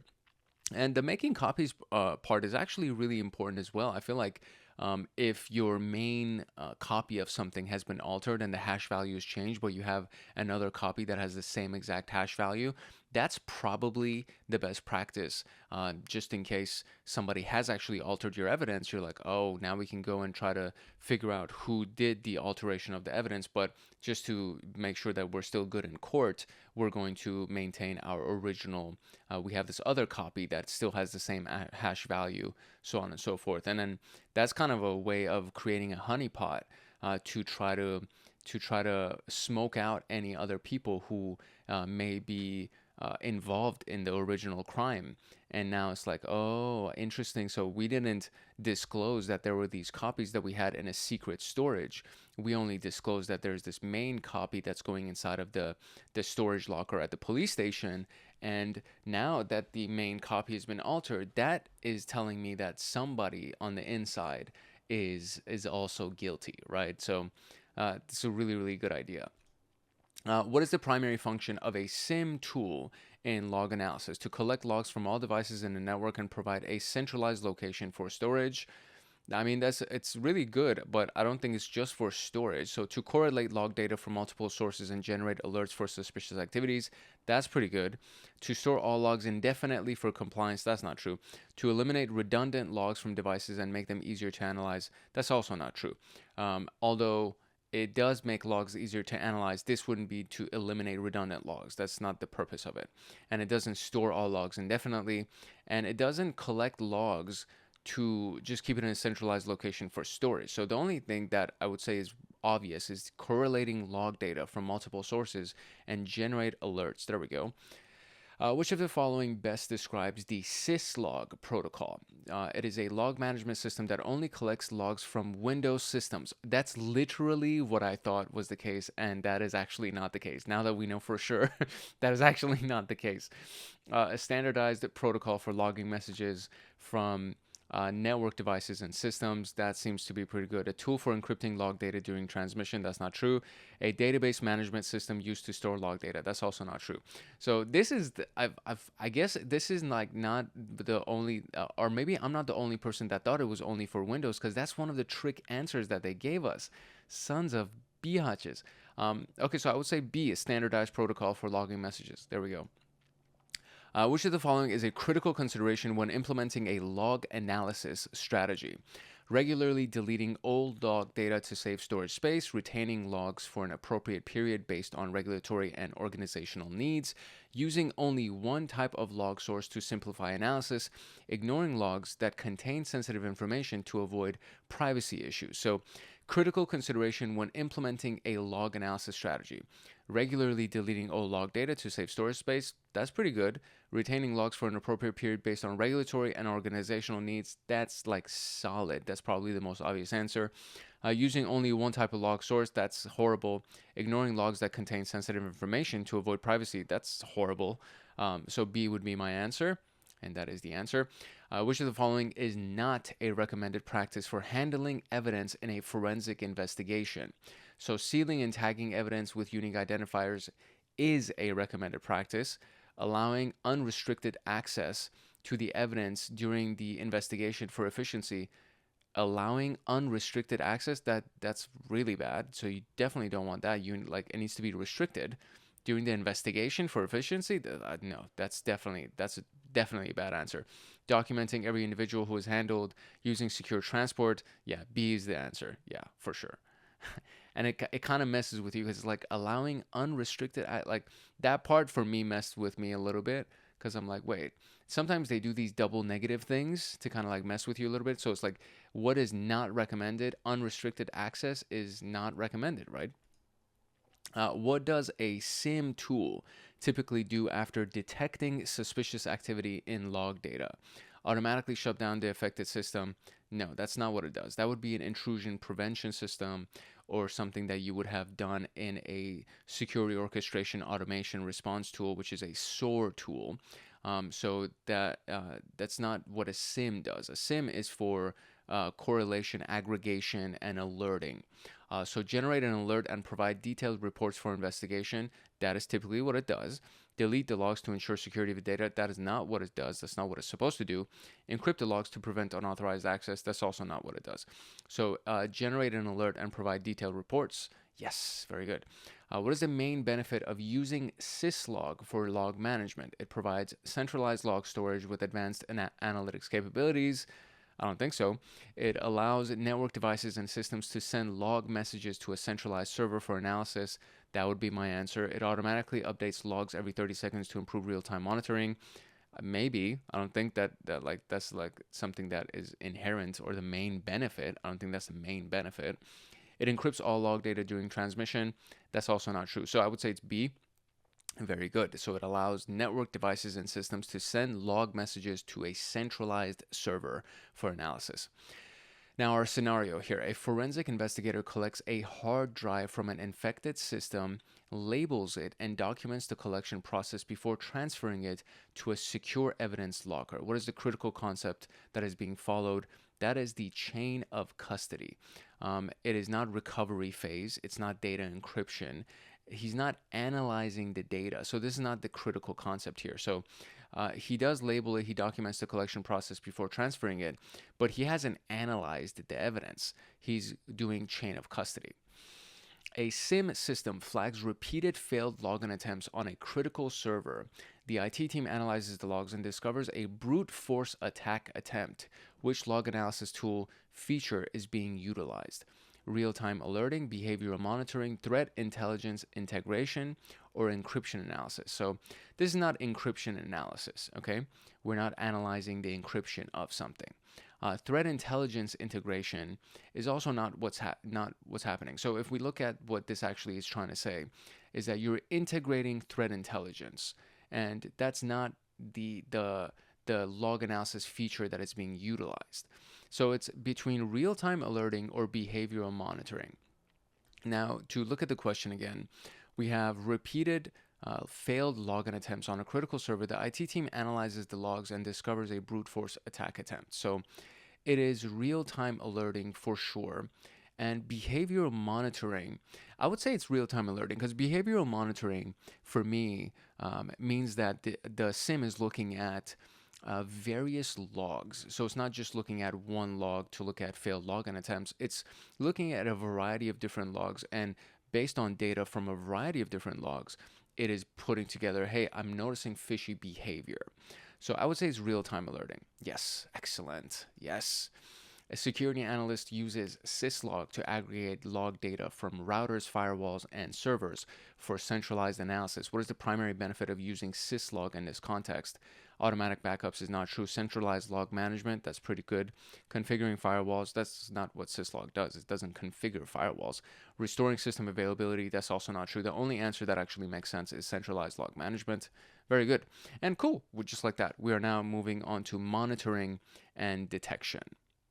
This Security Plus training series is sponsored by Hackaholics Anonymous, which is the premier YouTube community for security professionals and hackers. And to get access to the training documents for Security Plus, as well as all of the practice questions inside of that slideshow, as well as the mock examination links that are available in the documents, you would join Hackaholics Anonymous as either a cyber agent, cyber guardian, or a cyber master. And if you join as any one of those tiers, you get exclusive downloads, which includes all of these Security Plus training documents and mock exams, so on and so forth. But you would also get Python automations for system administration, cybersecurity, pen testing. You would get access to live streams that go on monthly with me, Discord servers for advanced members, exclusive downloads, exclusive content, and of course a myriad of other things as well. And it would be my pleasure to actually see you inside of Hackaholics Anonymous. And to be able to join, you would need to simply just click the link in the description below. You can also come to our homepage on the channel and just click on this simple little join button that we have over here, or you can go to youtube.com/hankhackshackers/join. And that would give you access to that little pop-up that you just saw, which shows you all of the different tiers of Hackaholics Anonymous. All right, this is a monster section, which is the monitoring and detection section. And we've already touched on a few of these concepts already. So for example, the security information and event management systems. And we've talked about a little bit about behavioral-based and signature-based monitoring, but we're actually going to be going further into these, a little bit deeper into these, so that you really do understand what it actually means and how it all interconnects with the concept of security. And, effective monitoring and detection are integral components of any security strategy, helping organizations identify potential threats in real time and respond swiftly. We are focusing on SIEM systems, which centralize the collection and analysis of security-related data.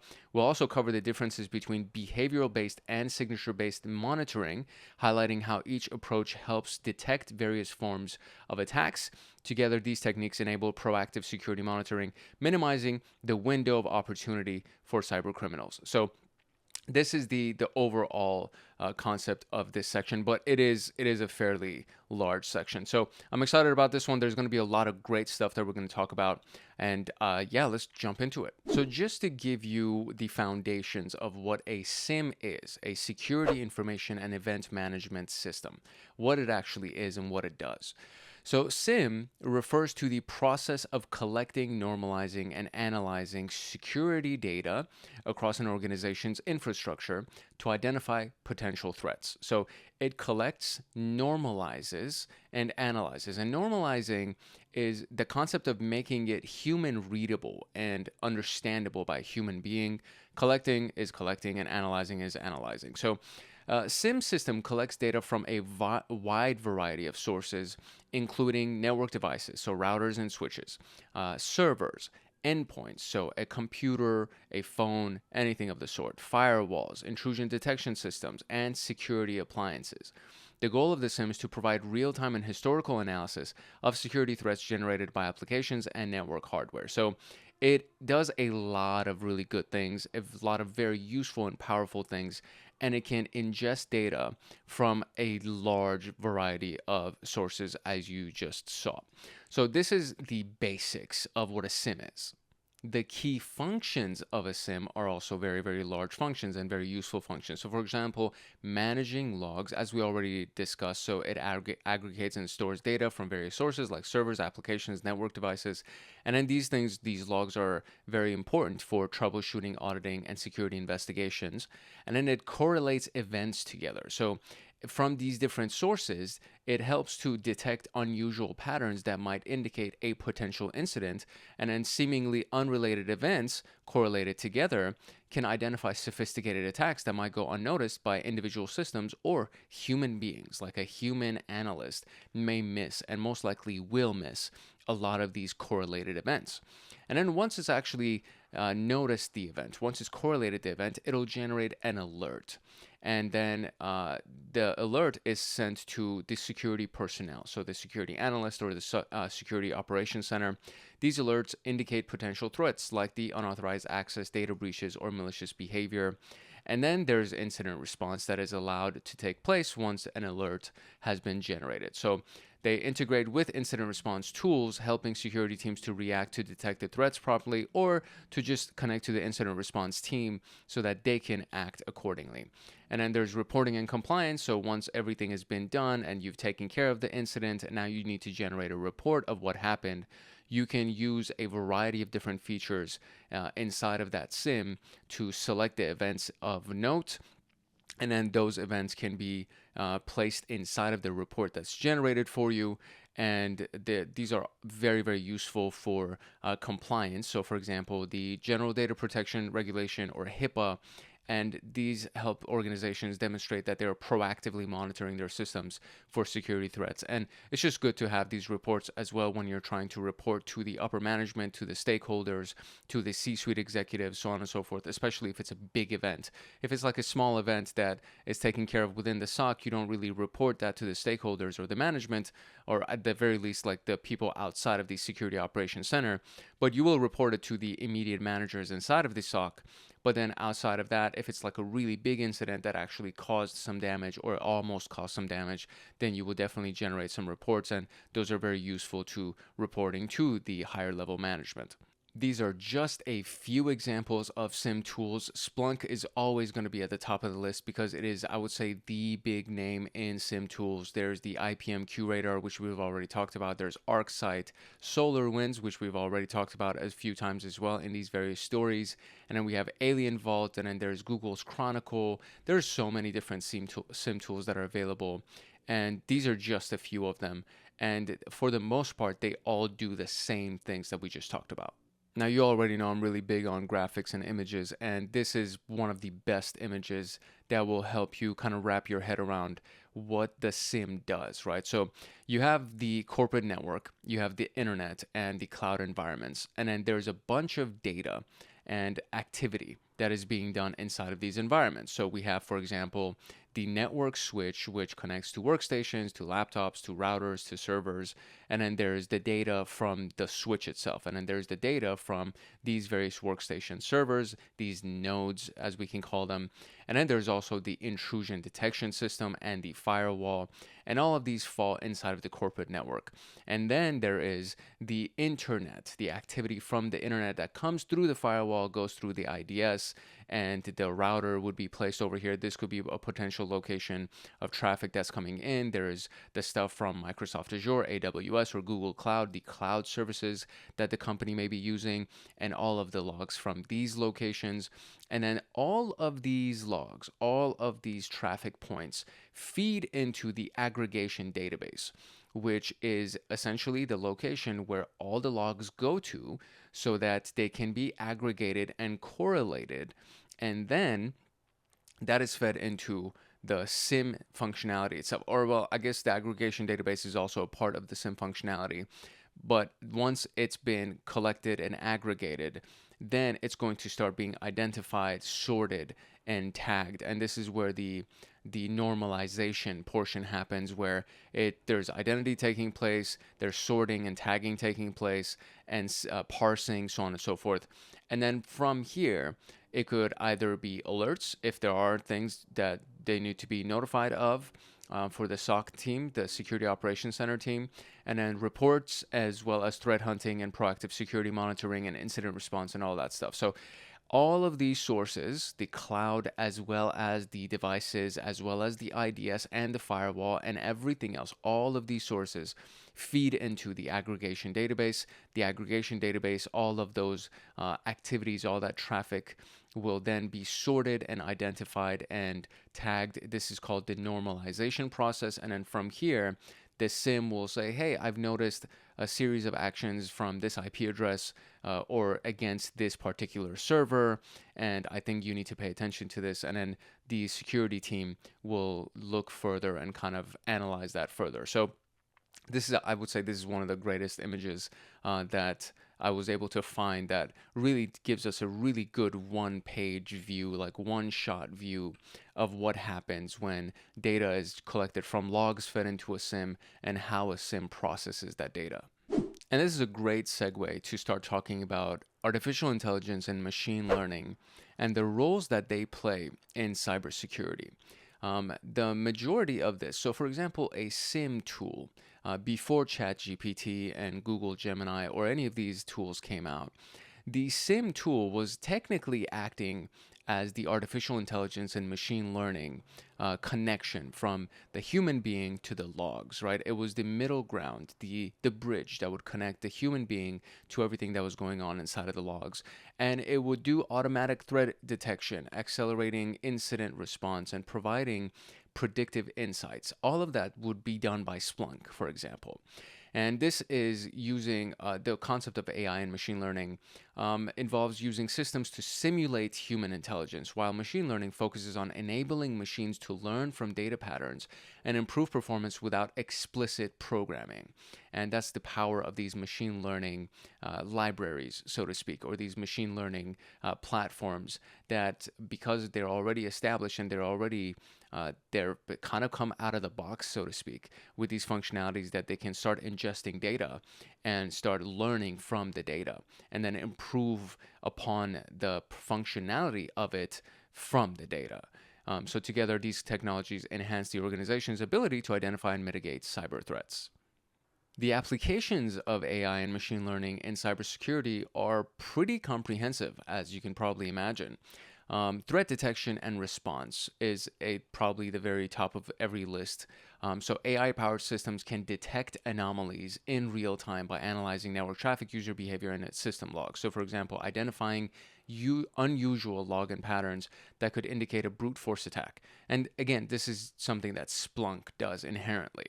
Behavioral analysis. So ML models analyze baseline user and system behaviors to identify deviations that may indicate malicious activity. For example, spotting insider threats based on atypical access, meaning not typical access to sensitive files. And in automated threat hunting, so AI accelerates threat hunting by analyzing vast data sets to uncover hidden vulnerabilities or attacks. It reduces the workload on security analysts by flagging high priority incidents for the security team.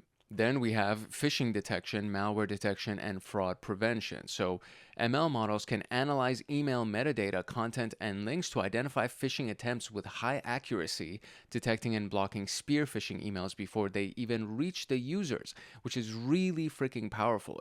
You don't even have to rely on the human error part anymore, because the ML model, the AI itself, could actually do a lot of that detection and blocking for you. Malware detection, same thing, right? It uses signature-based and heuristic techniques, which is heuristic is another word for signature-based. So signature-based and heuristic techniques to identify malware, even if it's new or modified. And then the using of the AI to detect polymorphic malware, meaning malware that can actually morph and adjust and adapt to the landscape of security, which changes its code to evade traditional antivirus software. That's basically what polymorphic means. And AI systems can actually use signature-based or heuristic techniques to identify polymorphic malware, which is freaking amazing. When you really think about it, it's so powerful. Fraud prevention. AI-driven systems analyze transactional data to identify fraudulent activities, especially in banking and e-commerce. Flagging credit card transactions with unusual spending patterns is one of the big ones. You probably have gotten some kind of a notification from your bank or a text message or an email saying, hey, or, from the bank application saying something like, yeah, this doesn't seem like a normal expenditure in your regular pattern. So for example, if you don't notify your bank, and then also, phone companies that also do this. So if you don't notify them that you're leaving the country, and then they start noticing a series of transactions that happened on your card in a different country, they'll start blocking those transactions, and then they'll email you or call you, and they'll say, hey, I'm noticing these types of transactions happening. Is this you, or should we close your card and start an investigation, right?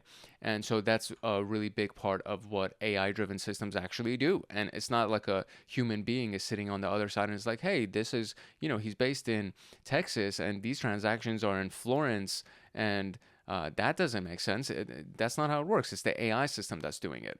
So there's a lot of these things that are already in play that were already working before ChatGPT became popular. Like a lot of these things were already happening before these traditional language models or quote unquote AIs became popular and people started using them. And finally, we have incident response automation and predictive analytics. So automating the response to an incident. I already mentioned the security orchestration, automation, and response systems, which is considered to be SOAR systems, which execute predefined response actions for specific threats once those threats have been detected. For example, automatically isolating a compromised endpoint after detecting malware on that endpoint before the human being even has a chance to analyze it. A lot of times these things will automatically just isolate it and then send you the notifications, and then you can go ahead and investigate further. So really, really powerful tools for automatic remediation is what we call it. And then we have predictive analytics. So machine learning can forecast potential threats based on historical data on global threat intelligence feeds. For example, predicting ransomware attacks by analyzing trends in malware activity. And then it can predict that, hey, you are going to be a victim of ransomware attacks if this trend inside of your organization continues, or if this trend with the particular malware continues. So again, predictive analytics, incident response automation. There's so many things that AI and machine learning can be useful for that. For the most part, like I don't think the average I know for a fact the average person doesn't know about these things, but even the average security professional or somebody that's going into security really doesn't think about these things. So just keep it in mind. This is a really big tool belt that you have. When you go into security, nobody's expecting you to look at logs line by line. What you really need to get good at is using Splunk or using Elk Stack or QRadar or something like that. And then from there, you can get really good at doing reverse engineering of potential incidents. And then if there's a SOAR in place and all these things, then it just becomes even more powerful and useful. So it's been a very, very interesting development of tools that are available for security analysts in this modern era. Which brings us to the advantages of AI and machine learning. You've probably already kind of deduced all of this. You've probably come to these conclusions already. So it's speed, right? The speed and scalability of AI systems is massive. They can process like a massive amount of data, a vast amount of data, much faster than a human can do it. And then that allows you to have quicker threat detection and response. It's adaptable. Machine learning models learn and evolve as new threats emerge, improving the effectiveness. So as it ingests more data, it learns and evolves with the data and the environment that it's in. It reduces false positives because there are advanced algorithms that minimize false alarms by better distinguishing between legitimate anomalies and actual threats, which then saves the time of the human being. And then enhanced efficiency. So automating routine tasks allows the team to focus on higher priority issues. And this is where that SOAR comes in, the security orchestration, automation, and response, where those tools come in. They automate routine tasks. They automate routine responses. And then really the only thing that the team would have to do would be like, oh, okay, this just happened. Let's create a little notification and share it in our meeting. And instead of having to actually go and block off the system and do all of the other stuff, it literally will do it for you. And then it'll even have a button to generate a report, and it generates a report for you. So these things are super, super freaking useful. Now, there are challenges. It's not to be said that it's all, roses and butterflies or whatever. There are definitely challenges in using AI and machine learning. AI and ML models depend on high quality, diverse data sets for accurate predictions. Poor data can lead to biases or inaccuracies. Designing, training, and maintaining AI ML systems requires significant expertise and resources. And cybercriminals can use AI techniques to develop more sophisticated attacks, such as bypassing AI-based defenses or generating realistic phishing content. And all of that is already happening. Adversarial AI is happening in a massive, massive volume, and it's as important to be on the defensive side with AI as it is to be on the pen testing side with AI, so you know what the possibilities are to use AI in cybersecurity and ethical hacking. And then the cost of it, obviously. So AI/ML solutions can actually be expensive to deploy and maintain, making them less accessible for smaller organizations. But in my opinion, they are absolute must, mandatory in large organizations that actually have the budget for it, because it'll make life easier and it'll make response faster, and it doesn't eliminate the need for a human being. It strengthens the powers of the human being, and then you just need higher level humans that know how to manage these things and how to work with advanced scenarios. And of course, no section would be complete without some real world examples here. So we have Dark Trace, which uses AI to detect and respond to cyber threats in real time by learning the normal behavior of the user's devices and networks. So the baseline, this is what this is. And then it uses AI to detect and respond. So automatically neutralizing an insider threat by restricting access to sensitive files. That would be one of the things that it does. The Watson tool by IBM, which leverages AI to analyze structured and unstructured data, providing actionable insights for security teams, so correlating threat intelligence feeds with organizational logs to identify targeted attacks. And then Fish AI, which is a tool that uses machine learning to detect and block phishing attempts by analyzing email attributes and content, which is very, very useful in the social engineering realm, which then brings us to the emerging trends. So explainable AI, XAI, focuses on making AI decisions more transparent to improve trust and usability, because a lot of companies are still worried about whether or not they can actually trust AI, because they think Terminator or something. AI-driven security analytics, so combining AI with SIEM systems for better threat correlation and automated insights. AI versus AI. So as attackers leverage AI, organizations are adopting counter AI measures to mitigate adversarial threats by using defensive AI. So you have basically offensive versus defensive AI. And then real-time adaptation. So AI systems that dynamically adapt defenses based on the evolving threat landscape.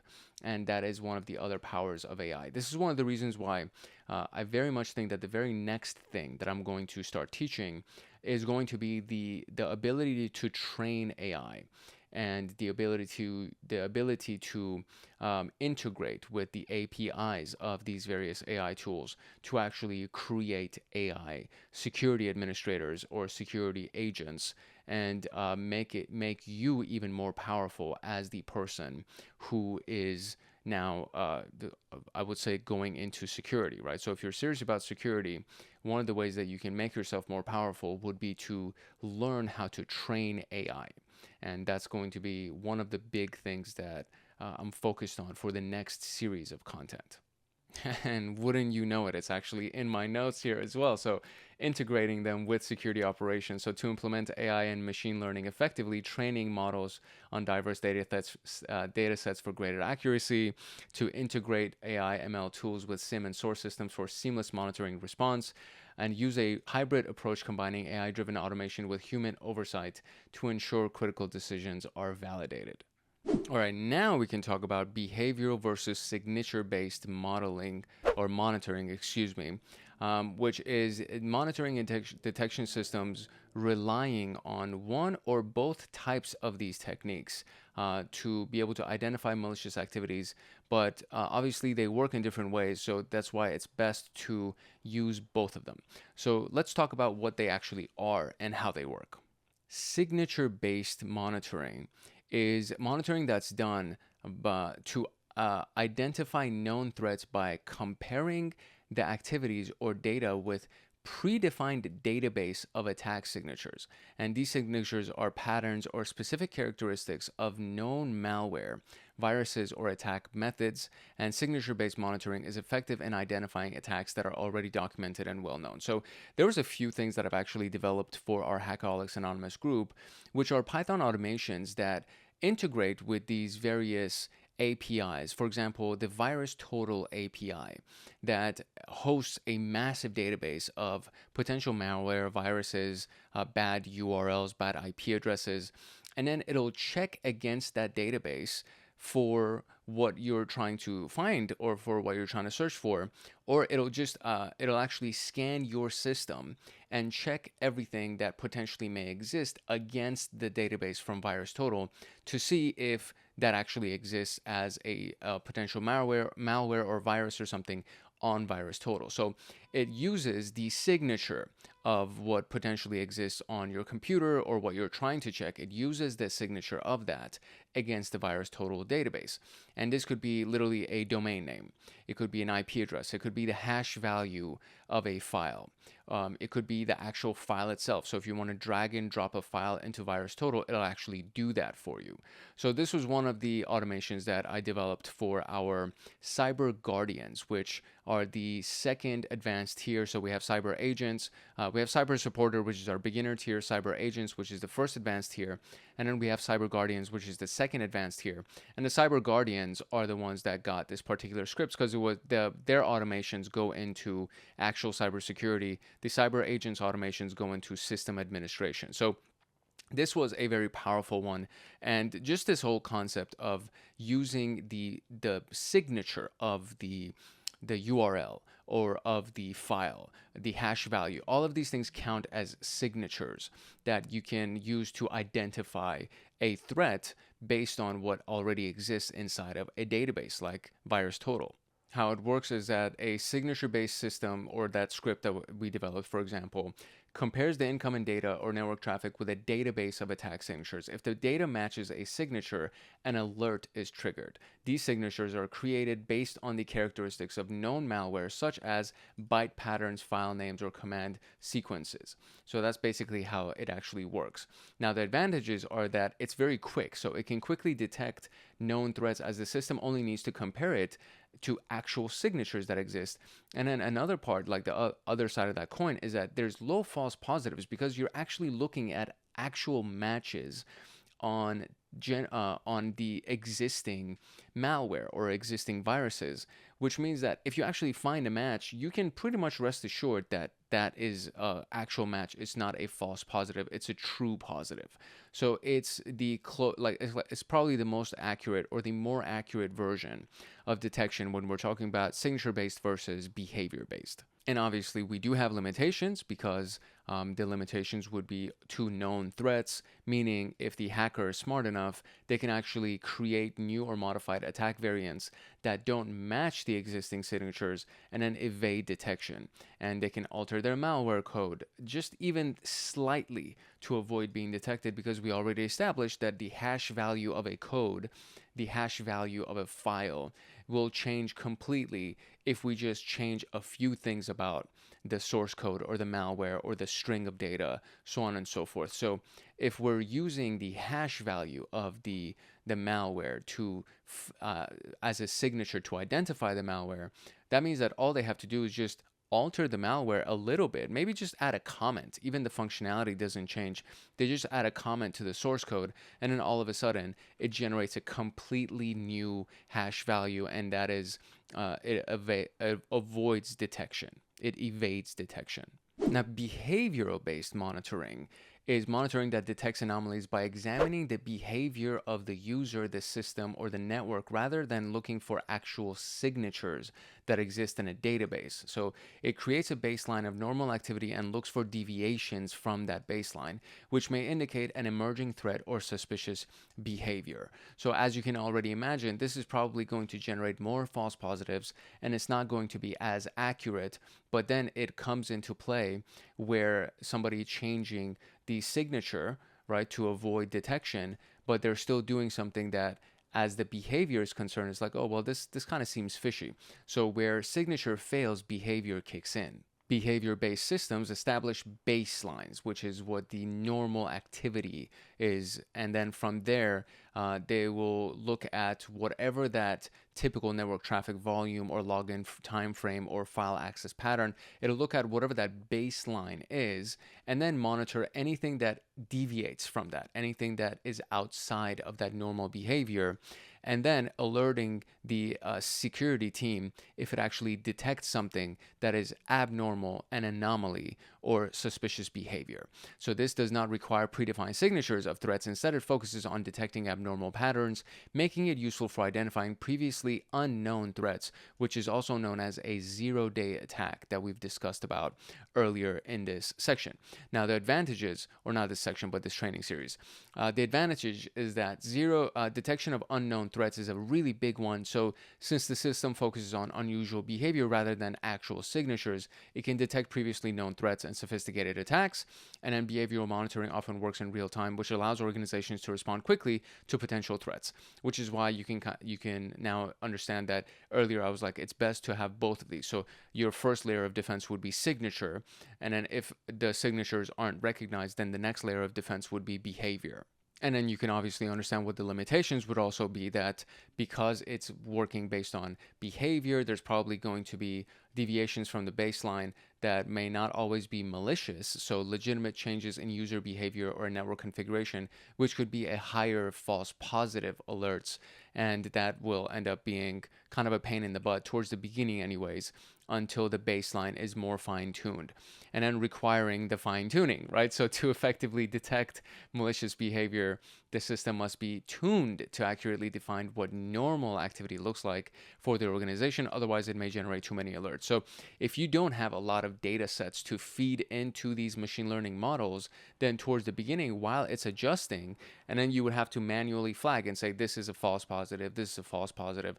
While it's making those adjustments, it becomes more and more trained and more fine-tuned, and then eventually the baseline is so tuned in that it actually detects a true positive and then helps with the security team. But towards the beginning, if you don't feed it a lot of normal data, then it's going to rely on live traffic, and it's just going to give you a bunch of false positives until you adapt it, until you train it so that it actually knows what a baseline is, and it actually knows what a true positive is. So if we were to do a side-by-side comparison here, we can kind of look at these various monitoring methods and how they actually differentiate. So the detection method for signature-based and then behavioral-based. Signature-based looks for known patterns of attack, which are known as signatures. Behavior-based looks for deviations from normal behavior, also known as our baseline. Known versus unknown threats. So signature only detects known threats. Behavior can detect new or unknown threats, which is known as a zero-day attack. False positives are typically low with signatures because it's literally comparing against actual signatures. False positives are typically higher due to abnormal but legitimate activity that may exist in the behavior environment. And detection speed is fast on the signature side because it's literally just matching patterns against a predefined list. On the behavior side, it can be slower because it's monitoring activity over time, and it needs to get very fine-tuned in order for it to actually really give you some good monitoring responses. And then you have the resource requirements. So if you're just usually looking against a list of database entries, it's usually computationally less intensive. But if you're looking at a massive amount of data, a massive amount of traffic, and then trying to look at the behaviors among that traffic, it's typically more resource intensive because it actually requires it actually needs to analyze a bunch of data sets and then establish a baseline and then say, okay, now I'm processing all of this different traffic and then trying to look for behavioral patterns instead of just comparing these signatures against a list. So traditional antivirus is actually one of the best examples of a signature-based model. Intrusion detection systems or signature-based firewalls. These are all just great examples of a signature-based monitoring. And then we have behavior analytics systems or next generation intrusion detection, IPS, or next generation firewalls that also do that. And then you also have Splunk or these various different SIEMs that can also act as both of these, that they will look at traditional signatures. They will also look at behavior that's being done across your entire network, and then they combine those two functionalities, which makes SIEMs such a powerful tool because it does both of these things and it does it seamlessly. So going back to our target story, but now looking at it from the perspective of behavior monitoring, as well as signature-based SIMs and behavior-based SIMs, so on and so forth. There were a few things that are of note, specifically behavioral analysis. So there were some early warning signs. The security monitoring tools that they had detected unusual network traffic patterns. For example, unexplained data exfiltration. So there was a large volume of data that was being transferred off the network outside of normal business hours, specifically those cards, right? The payment cards information. And then suspicious login attempts. So unusual login attempts from unknown locations or using compromised credentials was, again, specific behavior patterns. And then we had abnormal system activity, uncharacteristic system behavior, such as the execution of unknown or malicious software. All of these things were the early warning signs in that target breach. The issue with that breach, however, was not the lack of their tools or those warning signs. It was the lack of response. So these signs were not fully investigated or acted upon in a timely manner, which allowed the attackers to actually continue their operations and exfiltrate a significant amount of customer data. And this is where the concept of AI response is so powerful, because if a human being takes their sweet time to respond to something, at the very least, the AI will be like, yo, there's data being exfiltrated. I'm going to block off all of this exfiltration and block these IP addresses and send these notifications to management as well as the security team, so on and so forth. So that's why AI is just so powerful, because it can actually do the things that you would expect a human being to do, and it'll just give you a report on blocking a certain access. And then what's nice about it is that, okay, fine, let's say it was a false positive and you blocked somebody that you shouldn't have blocked. At the very least, now we can have a communication with that person, let them know why they were blocked so that they don't do it again and get blocked again. And then we can just re-give them access instead of the other extreme, which is much more damaging, which is actually losing customer data. And then now there's a $200 million lawsuit and all this different kind of stuff that happens. So the key takeaways are there's proactive monitoring that needs to take place of the network traffic, system logs, user activity, so that people can, these teams, these security teams, are on top of it. They're on their toes, and if anything happens, there is early detection signs always that's coming in, and then you can just stop it in its tracks.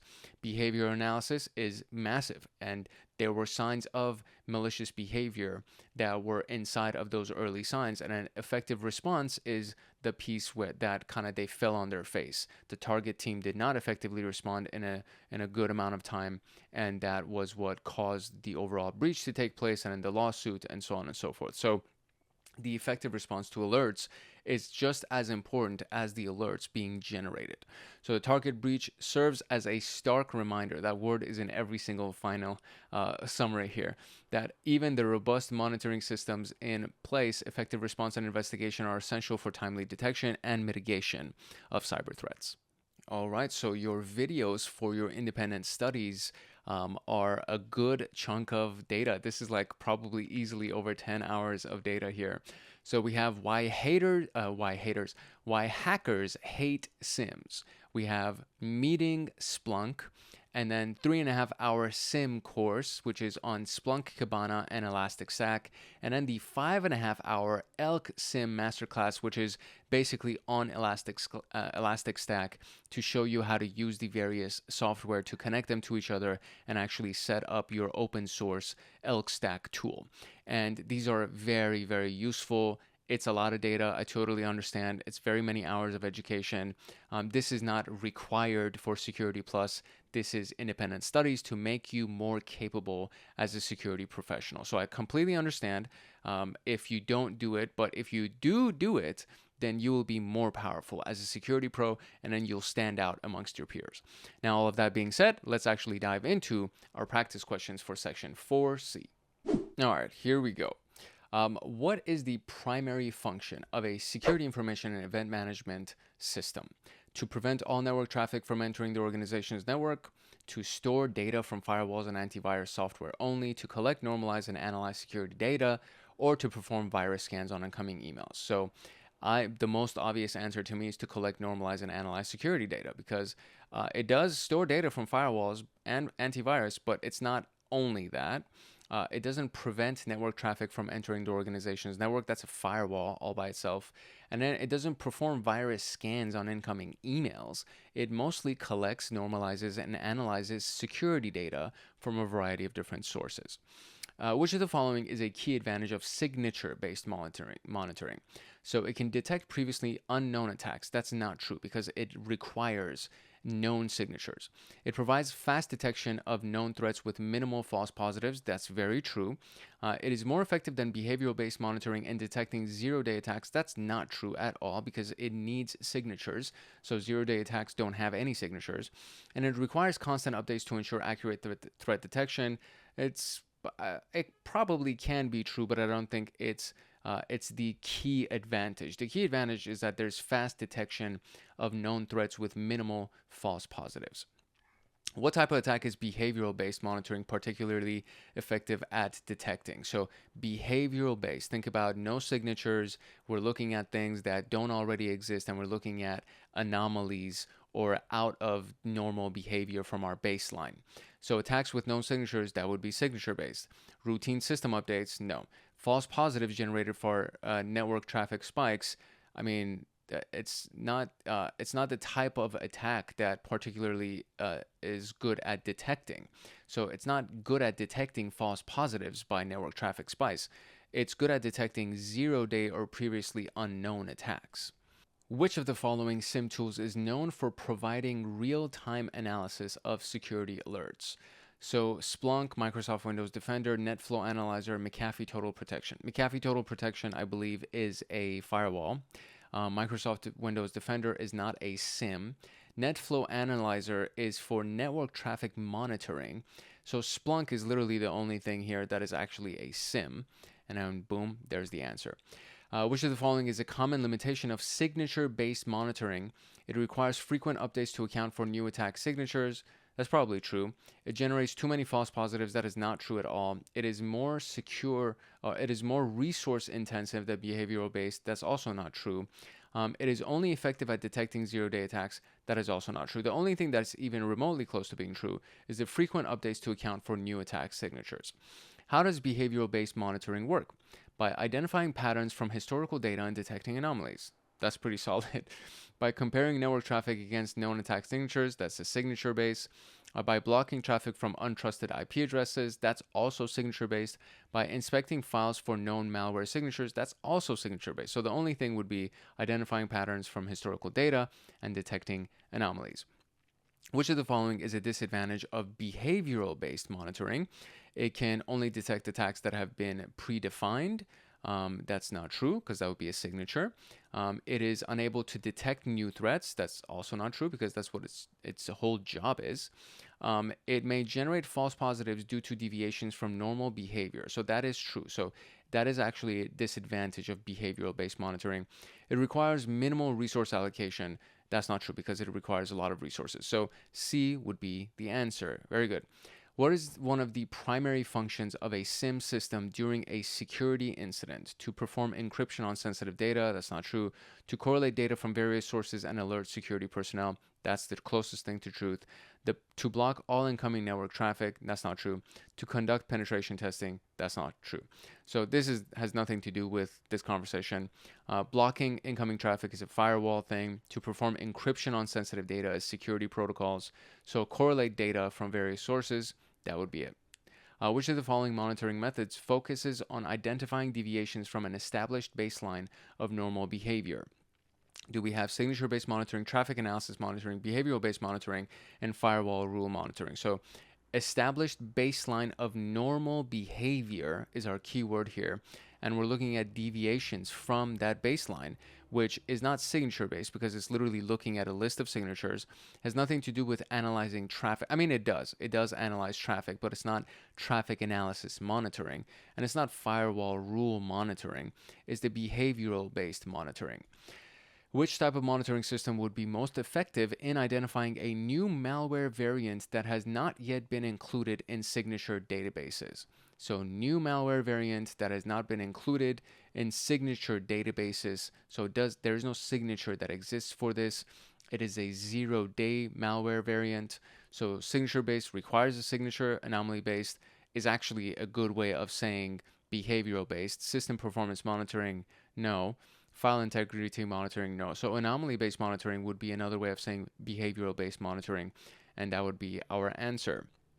All right, scenario. An organization uses a SIEM tool to correlate events from multiple devices and identify a coordinated attack across its network. What SIEM capability is being demonstrated? Incident recovery is not a thing.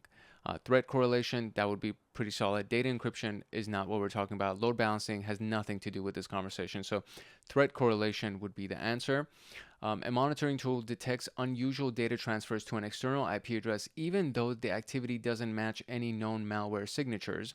So it detects unusual data transfers to an external IP address, even though the activity doesn't match any known malware signatures. So this is a behavior-based monitoring that we're doing here. And heuristic monitoring is another way of saying signature-based monitoring. Pattern recognition is, I mean, that's technically what's happening, but we're looking at a behavioral-based monitoring pattern. An antivirus program identifies and blocks malware based on its predefined patterns. So antivirus programs are usually signature-based, and blocking them based on predefined patterns would be signatures. So it's not behavioral-based. It's heuristic monitoring because it is technically signatures, and it's also signature-based monitoring. So these two are basically the same thing. Threat intelligence monitoring is not, I don't think this is what we're even talking about here. So what type of monitoring is this? It would either be heuristic or signature based. I'm going to say predefined patterns would be signature based. Yeah, there we go. And that's it. So now we actually get to go into secure coding practices. So while we're still here and we haven't gone into secure coding practices, I did want to show you where you can find more information about the incident response and digital forensic stuff, because I did notice that it was not inside of the document. I thought I had links for it. So there's actually a playlist right here which is called Digital Forensics and Incident Response.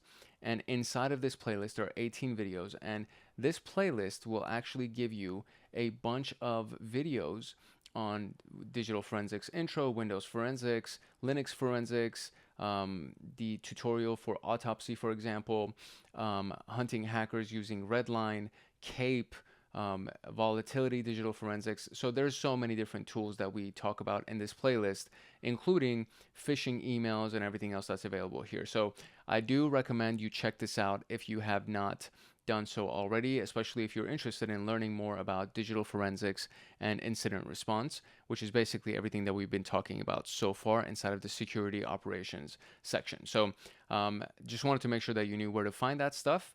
And now we can actually move on to our next section here, which is the secure coding practices. This Security Plus training series is sponsored by Hackaholics Anonymous, which is the premier YouTube community for security professionals and hackers.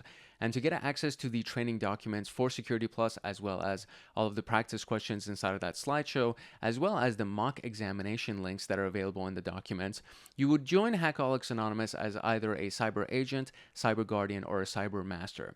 And if you join as any one of those tiers, you get exclusive downloads, which includes all of these Security Plus training documents and mock exams, so on and so forth. But you would also get Python automations for system administration, cybersecurity, pen testing. You would get access to live streams that go on monthly with me, Discord servers for advanced members, exclusive downloads, exclusive content, and of course a myriad of other things as well. And it would be my pleasure to actually see you inside of Hackaholics Anonymous. And to be able to join, you would need to simply just click the link in the description below. You can also come to our homepage on the channel and just click on this simple little join button that we have over here, or you can go to youtube.com/HankHacksHackers/join. And that would give you access to that little pop-up that you just saw, which shows you all of the different tiers of Hackaholics Anonymous. All right, a big piece of security and kind of getting ahead of the game. We call this the move left phenomenon, or the move left philosophy when it comes down to development cycles.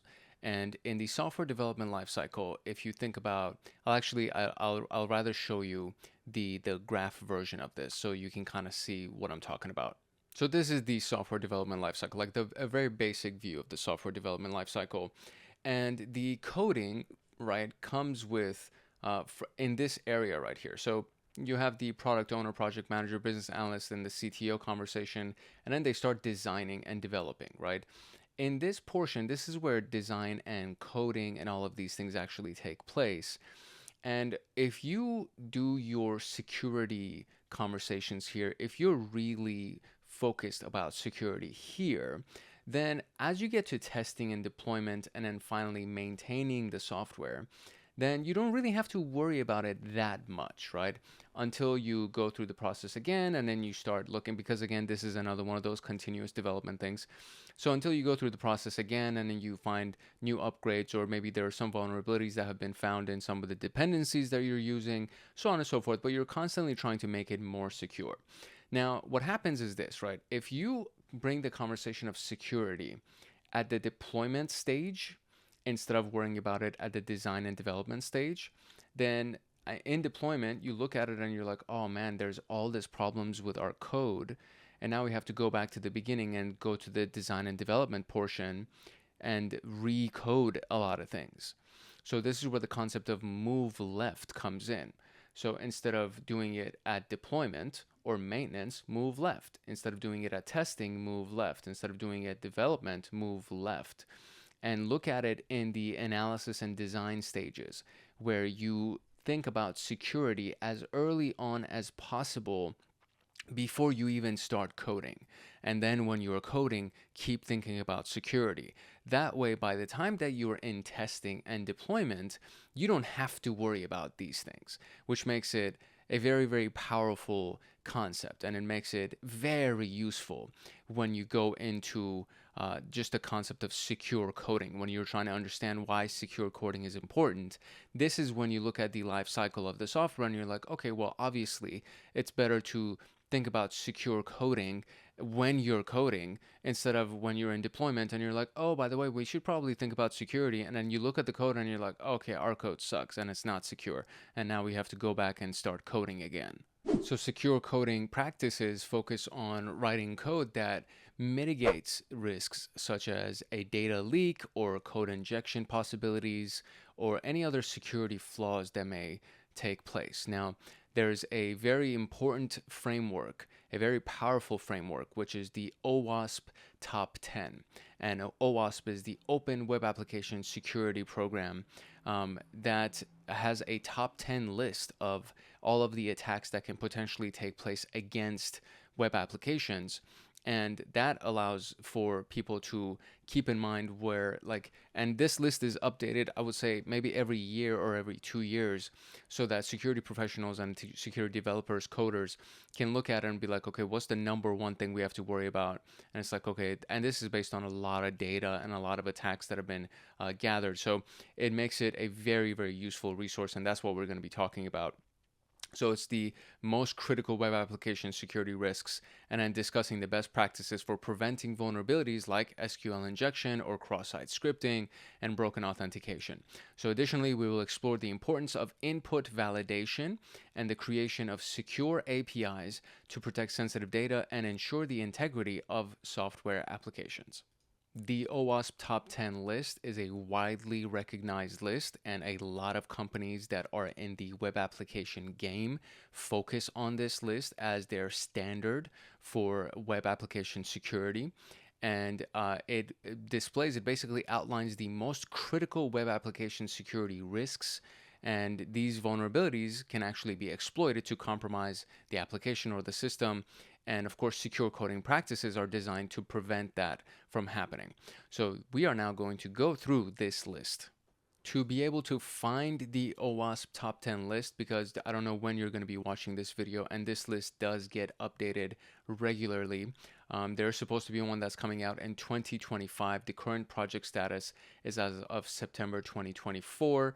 And hopefully in October of 2025, or the first half of 2025, I guess. Currently, it's going to be happening from when they wrote this all to December 2024, and then they're going to submit the report in 2025. We have the top 2025 list, or the OWASP Top 10 2025 list, and the guidelines for it, and they're still taking application pen testing statistics if you have not done so already.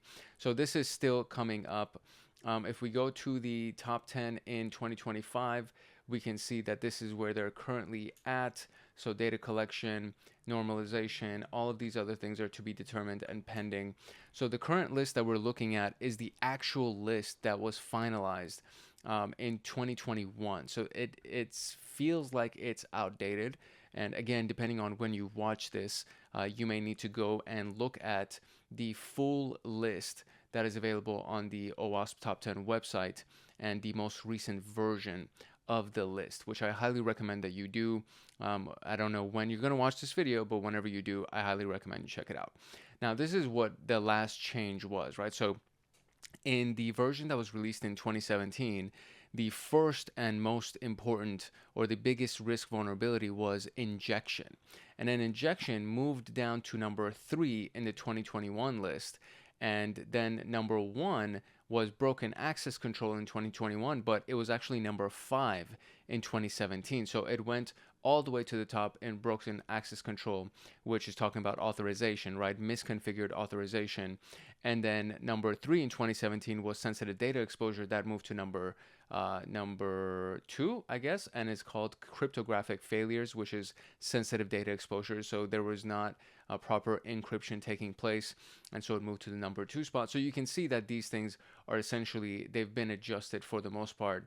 And then there are a few elements that were in 2021 that are new elements. So for example, insecure design was a new element, software and data integrity failures was another one, and server-side request forgery was another one that was added, which is a really big one, that if you can actually manipulate the requests that are going to the server and manipulate them on the server side, then you end up getting some interesting access to a variety of web applications. So this is going to be the list that we're going to be talking about.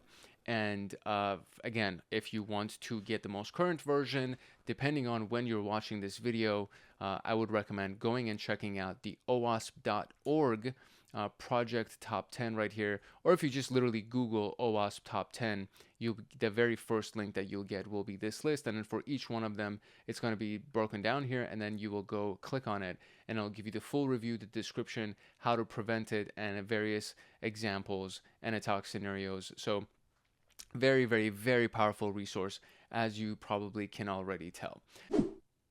All right, so the very first item that we have in the 2021 list of the OWASP Top 10 is broken access control. Now, broken access control occurs when restrictions on authenticated users are not properly enforced, allowing unauthorized actions or access to sensitive resources. So if we can think about access being authorization again, when we were talking about identity and access management or authorization authentication, what we're talking about with access control is that the authorization was not configured properly. So then an example would be the attacker accesses admin-only features by modifying the user's role in the request, and then the user accesses another user's data by manipulating an object ID, which is an EDOR object reference or an EDOR vulnerability, which is basically what you do inside of the URL. I just drew a blank there. But in a URL, typically, where it's like if you're logged into somebody's account and then in the URL it says ID equals 1, and then you just change it to ID equals 5, and then it opens up a whole new page for you with a complete other user's information. That is an EDOR vulnerability. And so, these are just some examples of broken access control where an attacker can actually access either admin-only privileges or somebody else's data by doing a few manipulations, and that all falls under broken access control. So the way that we would mitigate this would be to implement the principle of least privilege for everybody, for every role that is not admin, and even admin in local environments that are not supposed to be domain administrators or the entire root administrator of the entire company or the entire website. They should only get the least privilege possible. And then enforce server-side access controls. So using automated tools to test for access control flaws or regularly reviewing access control policies would allow you to enforce those policies, to enforce the server-side access control, meaning from the perspective of the actual hosting server that hosts this web application. you need to enforce those access controls from that end. So anybody trying to manipulate it can't possibly manipulate it, simply because of the fact that it's all being enforced from the server side. It's not even possible to mess with it on the client side. Our second vulnerability would be a cryptographic failure. So this is previously known as the sensitive data exposure. So if you can think about data not being properly encrypted, right? That's what that means, and that all falls under a cryptographic failure. So this vulnerability arises when cryptographic practices are weak or absent, leaving sensitive data unprotected. So for example, storing passwords in plain text, believe it or not, that's a big deal. And so nobody should be able to just look at your passwords in plain text format, or using outdated encryption algorithms like MD5 or SHA-1, which are technically hashing algorithms, but they are outdated, meaning that there's a good likelihood that with enough computing power, somebody can use either a rainbow table or use some really advanced tool like maybe John the Ripper or Hydra or something to be able to get past those encryptions that are done using MD5 or SHA-1. So the mitigation would be to use strong encryption standards like the Advanced Encryption Standard 256 or RSA 2048, or secure the data in transit with TLS 1.2 and higher, and data at rest with proper encryption with higher encryption algorithms, and avoid hard coding secrets in source code, which is a really big one, but apparently it's actually a big deal. And usually what happens is that the developer, the coder, doesn't intend to leave this in the source code, but what they'll do is they'll leave a comment for their own reference for later on, and then they'll forget to delete the comment. And that ends up being a key vulnerability that all falls under the cryptographic failure. This is a big one, the injection one. This was number 1 previously in 2017. And this occurs when untrusted data is sent to an interpreter, leading to the execution of the unintended commands or SQL, no SQL injection. So when you're injecting something, you're injecting it either as an SQL injection or maybe an HTML injection. And so for example, it would be select everything. That's what the asterisk represents. So select everything from the users table where the username equals this. And this is the code right here. And this input right here would essentially be executing that command and then providing you either the input that you have put into there, or you could just leave it blank or give it a variety of different injection commands that will give you a bunch of data. For example, all of the users that may have admin in the name, for example, and it will give you all of those users. And then from there, now you know what the admin names are, and then you can go and say select everything from users where password equals just put an asterisk and it'll give you all of the asterisks, or you say where username equals admin and where password equals etc. So there's a variety of different ways that you can do SQL injection, and we actually have a lot of videos on this channel about that as well. And then command injection, which is executing shell commands with user supplied input, is another example of this. Then we have mitigations for this, which is the parameterized queries or store procedures, and then sanitizing and validating all inputs. This is a very, very big one. So if you make it so that the forms on your website don't even accept these types of characters or these types of commands, and before the input even gets sent to the server for interpretation, it's sanitized, then you don't have to worry about this. And that's like one of the big ones. So implementing the sanitization or input output escaping, for example, for special characters, meaning that if somebody even tries to input a special character inside of the form, inside of the field that you can enter data, when somebody tries to do that, it automatically just wipes it. Then you are pretty much good. So using parameterized queries or stored procedures, and then sanitizing and validating all of the input, implementing input output escaping for special characters, all of these things are great ways to mitigate against something. So if you get a scenario where somebody is using SQL injection, then you can definitely just go ahead and assume that the best way that you can do it is to sanitize and validate the inputs, or use parameterized queries, or implement input output escaping for specialized characters. And so these are the mitigations that you will, for the most part, you'll need to know what these are. And then if you really want to get good at this, because there will be a good amount of questions on web application security as you go into Security Plus, and you just want to be very familiar with these various vulnerabilities anyway. So go through the OWASP Top 10 website and actually look at every example that you can to really make sure that you're solid with your knowledge base of these vulnerabilities. Insecure design represents the security flaws or vulnerabilities that are introduced at the design stage, such as a missing threat modeling or lack of secure development practices. So think about that software development lifecycle that we talked about. And we're looking at this design stage, which is at the very, very beginning of the lifecycle. So if you don't take certain things into consideration, then you have insecure design, right? So no rate limiting on login attempts, enabling brute force attacks. That's a insecure design flaw, meaning if somebody enters their password incorrect, or they enter their login credentials incorrect 3 times, they should be locked out, right? If they enter that incorrect credentials 3 times in a minute, they should be locked out.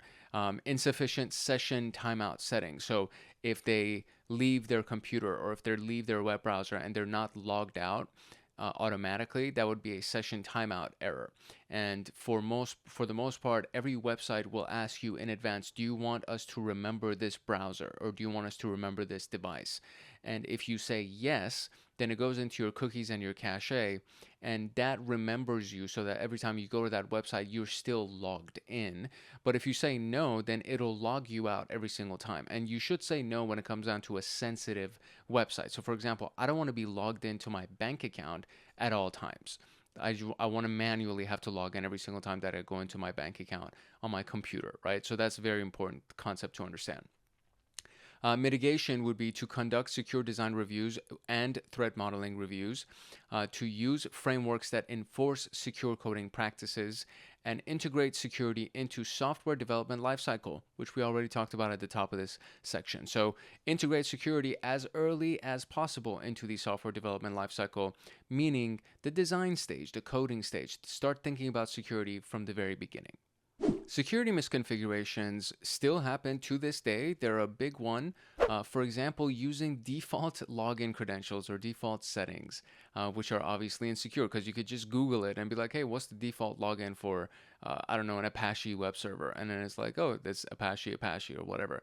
Unnecessary features that are enabled, you don't need them, but now they leave an extra attack vector or potential vulnerability input, or a point of attack, basically. Improper configurations, all of these things are a part of security misconfiguration. So for example, if the default admin credentials are left unchanged, admin is the username, admin is the password, you never change it, that's a big issue. Directory listings are enabled, exposing sensitive files. So I can run a GoBuster scan against your server, and now I can see where all of your directories are and what the files are, so on and so forth. All of that ends up being an issue. So the mitigation would be to harden your system, meaning secure your systems by disabling unnecessary services, which we talked about, regulatory audit configurations, and apply security benchmarks like the CIS benchmarks, Certified Information Security or Information Security Standards. And what you can do is remove the default credentials, like just for your admin, use their actual email address and a strong password. Don't use default credentials. These are like really simple to, when you think about it, you're like, well, that's simple, that's understandable, but you would be surprised how many companies don't do this. So it's very, very important. It's very important to understand what these things actually represent and how to simply fix them, right? Moving on. Number 6 is the vulnerable and outdated component. So this is when applications use outdated or vulnerable third-party libraries or frameworks or dependencies. And these are part of the widgets or the plugins that are attached to the application, and they haven't been updated. So for example, a web application uses a JavaScript library with a known cross-site scripting vulnerability, and they don't update the JavaScript library that they're using. That's a common vulnerable and outdated components misconfiguration. So the mitigation would be to regularly update and patch third-party components. It seems so simple, but apparently so many people do it that now it's become an issue. So using tools like OWASP dependency check or Snike or I think it's Sneak, maybe Sneak or Snike, I don't know, to identify vulnerabilities. So using these tools to identify any vulnerabilities in your dependencies or the components of your website, and then prefer components with strong maintenance and security practices. So actually checking into the security practices of the components that you use to plug into your website or your web application to just make sure that it's actually secure. That's probably the best way to approach it. Identification and authentication failures was previously known as the broken authentication vulnerability, and this relates to the flaws that are in user authentication and session management. So for example, weak password policies, right? Or session IDs that are exposed inside of the URLs, which means that somebody can hijack your session.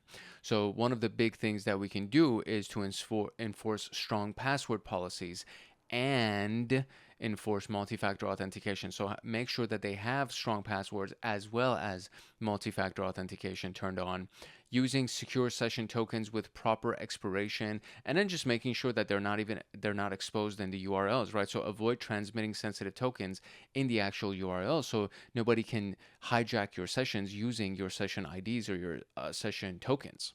Then we have software and data integrity failures that happens when the software updates or critical data or continuous improvement, continuous development pipelines lack proper integrity validation, which leads to exploitation.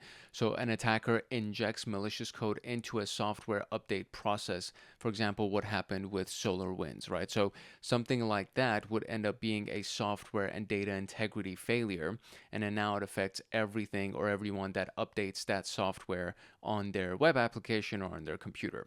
So the mitigation would be to sign and verify all of the software updates. This is from the perspective of the software developer, and then using secure continuous improvement, continuous development pipelines with strong access controls, meaning authorization controls, and then employing checksums to validate data integrity. And so checksums would be for example, the checking of the hash values that we did with MD5 sum or SHA-256 sum, so on and so forth, to just look at the checksums of these various data, software or code or anything that we're using to just validate the integrity of that data. For example, when we were looking at downloading Kali Linux from their website and we see that there's a SHA-256 hash value, that is the SHA-256 sum of that install file that you're downloading, of that ISO file, and you just want to make sure that you actually are checking those hash value sums, those SHA-256 sums, to make sure that the integrity of that data and that software has not been tampered with. So this is what number 8 was, which is the data integrity failures and the software integrity failures.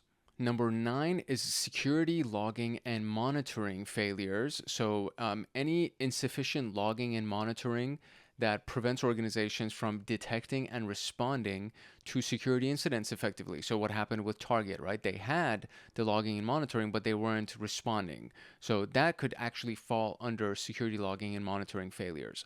So the example would be missing logs for failed authentication attempts. So you don't even have the logs for failed authentication attempts, or the inability to correlate logs across systems. So you have the logs, but you don't have a SIEM that is ingesting all of these logs to actually correlate them and to be able to kind of notice behavior patterns or something that might be malicious. So a mitigation would be to log all the critical security events. So for example, authentication events or access control failures. These things should actually be logged. They should be in your logs. And then monitoring your logs using a centralized tool like a SIEM would make it so that you can actually correlate logs across different systems.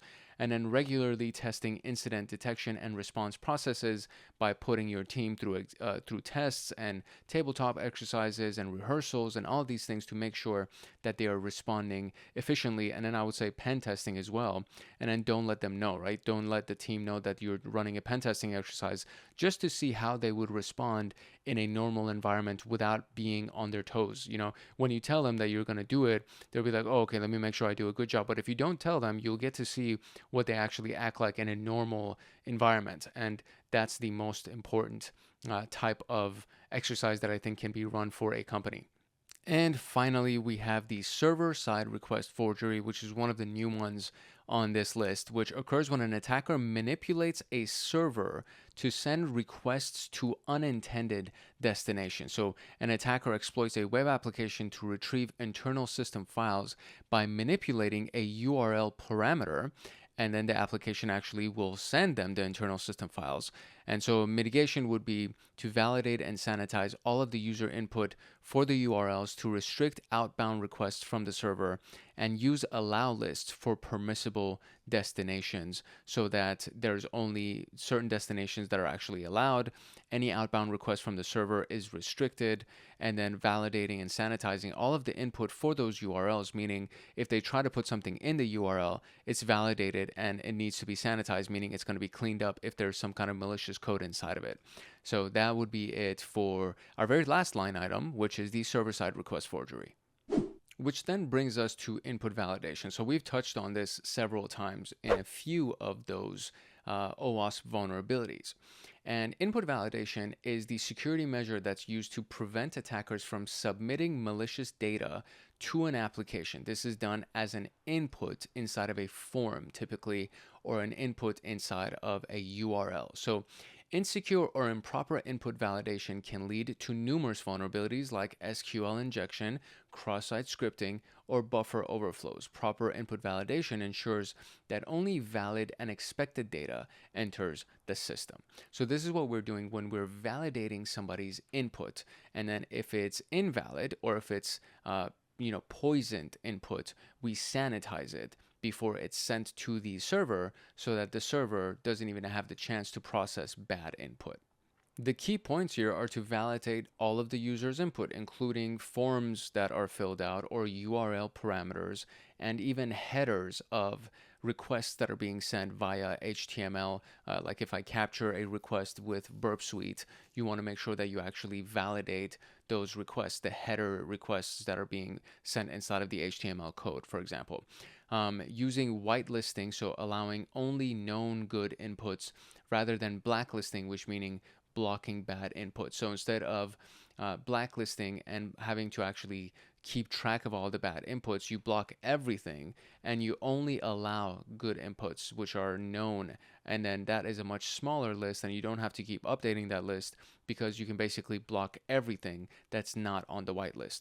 And then using regular expressions, length restrictions, and type checks to validate the input. Regular expressions is a very powerful pattern format, and there's multiple videos that are also on the channel for regular expressions. So using those types of patterns to look at the types of data that's being input, or length restrictions. So, making sure that for the average email, it's not going to go past this length, or for the password requirements that we have, it's not going to go past this, or for the form data that they're inputting, it's not going to go past this. So anything longer than this, then it's not even going to be processed, right? And then there's type checks to check the actual type of the input that's going in.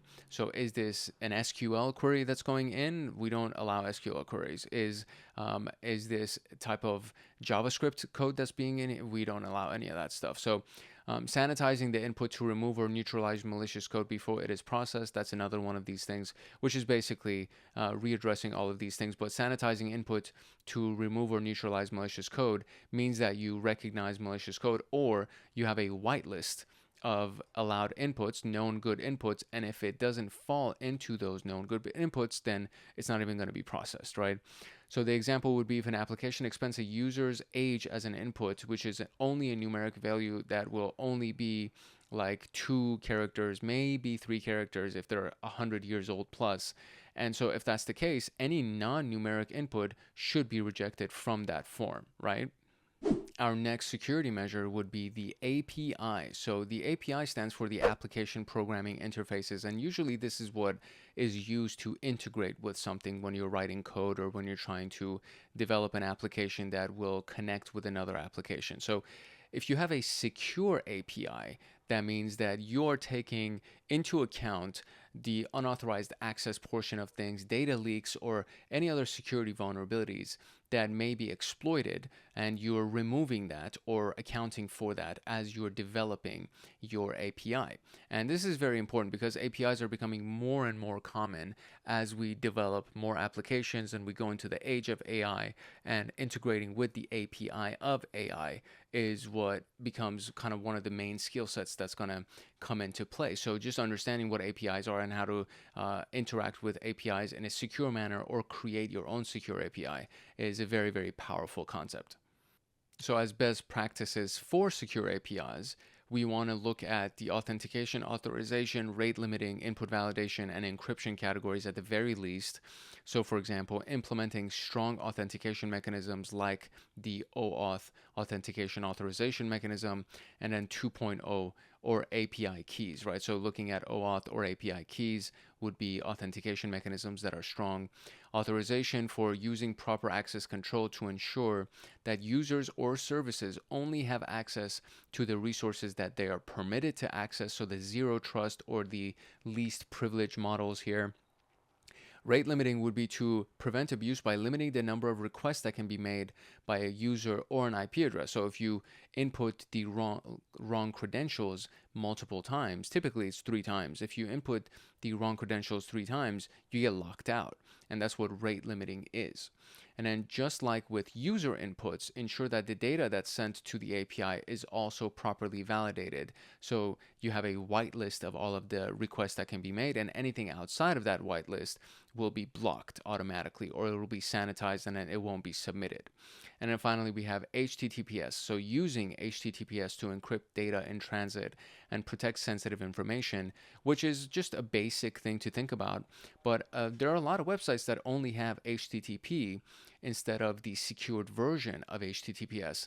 And so now their data is not encrypted, which is a big issue, right? So that's the other portion of this, that encryption, just making sure that you actually have HTTPS as your secure encryption or your secure protocol for your web application will go a very long way. So an example here would be an API that allows users to check their account balance should only permit authenticated and authorized users to make that request. Every other communication should be encrypted, or every communication should be encrypted. So if it allows you to check your account balance, you should be on the authenticated list. You should actually be on the authenticated list, and you should be authorized to make that request to check the account balance, right?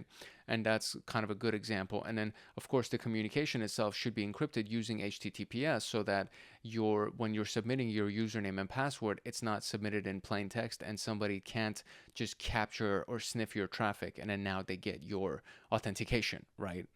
Which brings us to our story time, and this was actually relatively recent. So when the COVID-19 pandemic actually hit, Zoom was a really big tool because people were working from home, and there was a lot of people getting on Zoom, and that specific usage, the amount of usage that was happening, got the attention of a lot of hackers, and then they went after vulnerabilities, and many of them aligned with the OWASP top 10 list, which is the standard for critical web application security. Some of the key vulnerabilities were the broken access control vulnerability, meaning inadequate access control allowed unauthorized access to meetings, which led to the Zoom bombing incidents where uninvited participants disrupted meetings with inappropriate content, okay? Just imagine what that actually could be. And then we have sensitive data exposure. So issues with data handling and privacy settings led to the accidental exposure of sensitive information during meetings. And then the lack of input validation, which was in some features could have allowed attackers to inject malicious code or exploit vulnerabilities. And then we have the potential for cross-site scripting vulnerabilities, which could allow attackers to inject malicious scripts into web pages viewed by other users. So all of this stuff were some really big vulnerabilities that existed inside of the Zoom software. And since then, obviously, they have been mitigated. The impact was that these vulnerabilities raised significant security and privacy concerns, leading to scrutiny from regulators and a decline in trust among some users. But I mean, their stock prices quadrupled, I think, in a matter of months after the pandemic had started. So this is not to say that it took like a lot of market share from them. People still use Zoom to this day. It's just that these were certain vulnerabilities that were pointed out and they took care of it. So the key takeaways that we have with this story is that obviously secure coding is very, very important, especially through every part of the software development lifecycle. And then that continuous monitoring and continuous development is very, very important. The CI/CD, the continuous improvement, continuous development portion of the software development lifecycle is very important. The value of regularly testing security is a very big deal, which goes back to the continuous development, continuous monitoring, all of that. And then, of course, the impact of rapid growth. So the rapid growth of Zoom during that section of time was a very big deal, and it highlighted the importance of maintaining a strong security even during periods of I would say not even, especially during periods of rapid expansion. So as you're continuing to grow in a very high rate, you want to make sure that you are even more secure than ever before, because your growth is attracting the attention of malicious actors. So this demonstrates how even well-established companies can face significant security challenges when rapid growth and increased usage strains the existing security controls and processes. And I mean, this is not even the largest company that we were talking about, right? I would say that probably Target was a bigger company than Zoom, and they were a victim of attacks. And of course, just over so many different companies that we've talked about that are large, massive companies. So well-established companies are not immune to these things. That's basically the point here. Now, if you're interested in independent studies, I do recommend that you check into the SAST, which is Static Application Security Testing, and then DAST, which is Dynamic Application Security Testing. And these are the videos that are on this channel for those specific topics, and I highly recommend that you check those out. They go into dynamic application security testing is more the use of tools to test your application security. Static application security testing is when you analyze code, and you do need to know at least a very basic understanding of code to be able to kind of understand what's going on in that. But I would say that to get into Security Plus, you don't have to be a coder to do it. It's good to understand how coding in general works, and just looking at a video for static application security testing is a really good way to introduce yourself to that. And then, of course, dynamic application security testing. So that being said, let us jump into our practice questions for this section. All right, let's see how we do. Which of the following is a common vulnerability listed in the OWASP top 10? So cross-site scripting, weak password policies, insecure encryption, improper session handling. This is, I mean, I feel like these are all listed. Cross-site scripting was one for sure. Insecure encryption was one. I would say it's between those two. Man, I feel these were all there. Like, we literally talked about them. Cross-site scripting. Okay, cross-site scripting would definitely be one of those things where it's a common vulnerability listed in the OWASP top 10. What is the primary purpose of input validation in secure coding? To ensure that only valid inputs is processed and prevent malicious data from affecting the system. Okay, that's pretty good. To improve the performance of the application by limiting the number of characters accepted. That could be a part of it. Yeah, to enable users to enter any type of data without restriction. That's definitely not true. To ensure that all data entered is stored in the database. That's also not true. So the primary purpose is to ensure that only valid input is processed and preventing malicious data from affecting the system. Okay, very good. Which of the following is an example of a vulnerability in the OWASP top 10 related to improper access controls? So SQL injection, broken authentication, cross-site request forgery, or sensitive data exposure. So SQL injection and cross-site request forgery would say it has to do with injection, right? So you're manipulating content. Access controls could either be broken authentication, that now you are either getting access as an administrator that you shouldn't get access for, or you're getting access to sensitive data exposure. And both of those which would be, these were cryptographic failures, right? Sensitive data exposure was cryptographic failures, and then broken authentication had to do with being able to authenticate yourself as somebody that you actually aren't. Access controls, I would say, goes into authentication. So there we go, broken authentication, that's it. Which of the following secure coding practices can help mitigate the risk of SQL injection? So using prepared statements and parameterized queries. Yes, I remember this word. This was a word that I had trouble pronouncing, so that's definitely one. Allowing user input without validation, that's not true. Storing passwords in plain text, that's definitely not true. Using weak access control, none of these are true, so it's A for sure. What is the purpose of using secure APIs in the context of secure coding practices? To ensure that the application can interact with external systems without exposing sensitive data. Okay, that's pretty solid. That's a good answer. To simplify the development process by ignoring security concerns, that's never the answer. To allow the application to send sensitive data without encryption, that's also not true. To create open APIs that can be accessed by any user without, so none of these are true. It would be A. Which of the following is not a recommended practice for preventing cross-site scripting? So we have escaping user input before rendering it to the browser. That is actually a recommended practice for preventing cross-site scripting. Allowing scripts to run freely on user-provided content. That's not recommended practice. Validating, sanitizing input is. Using content security policy headers is. So allowing scripts to run freely is not the recommended practice. Which of the following is a best practice to prevent insecure direct object references? So EDOR vulnerabilities, and these are the things that happen inside of URLs. So ensuring that users can access only objects they are authorized to view, that's a good practice. Allowing users to specify file paths directly, you don't want that to happen. You don't want them to be able to specify the path of the file that they want to access, and then the system actually processing that. That's not a good idea. Providing users with access to all files in the system, that's also not a good idea. Use non-unique identifiers for objects. That's a good idea.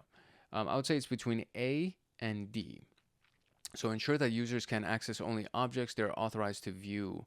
I think it's a good idea, but I don't think you want them to even be able to access objects, right? So the whole idea is that you want to kind of remove the common non-unique or the common unique identifiers. You want to be able to remove that so that they can't even do that.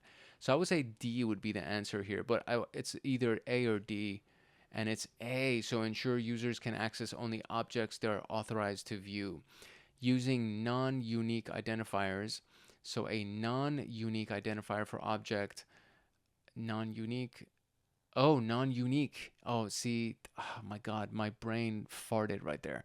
So you want, no, you don't. Oh my gosh, I'm drawn. Oh, okay. Well, ensure that users can access only objects they're authorized to view. That's like a solid default answer. This is confusing me. I think this is what messed me up a little bit, as I literally just got confused by the way that the answer is formatted, and my brain definitely farted. So that's not good. What does the term least privilege mean in the context of secure coding? So give users the minimum level of access necessary to perform their function. That's pretty much spot on.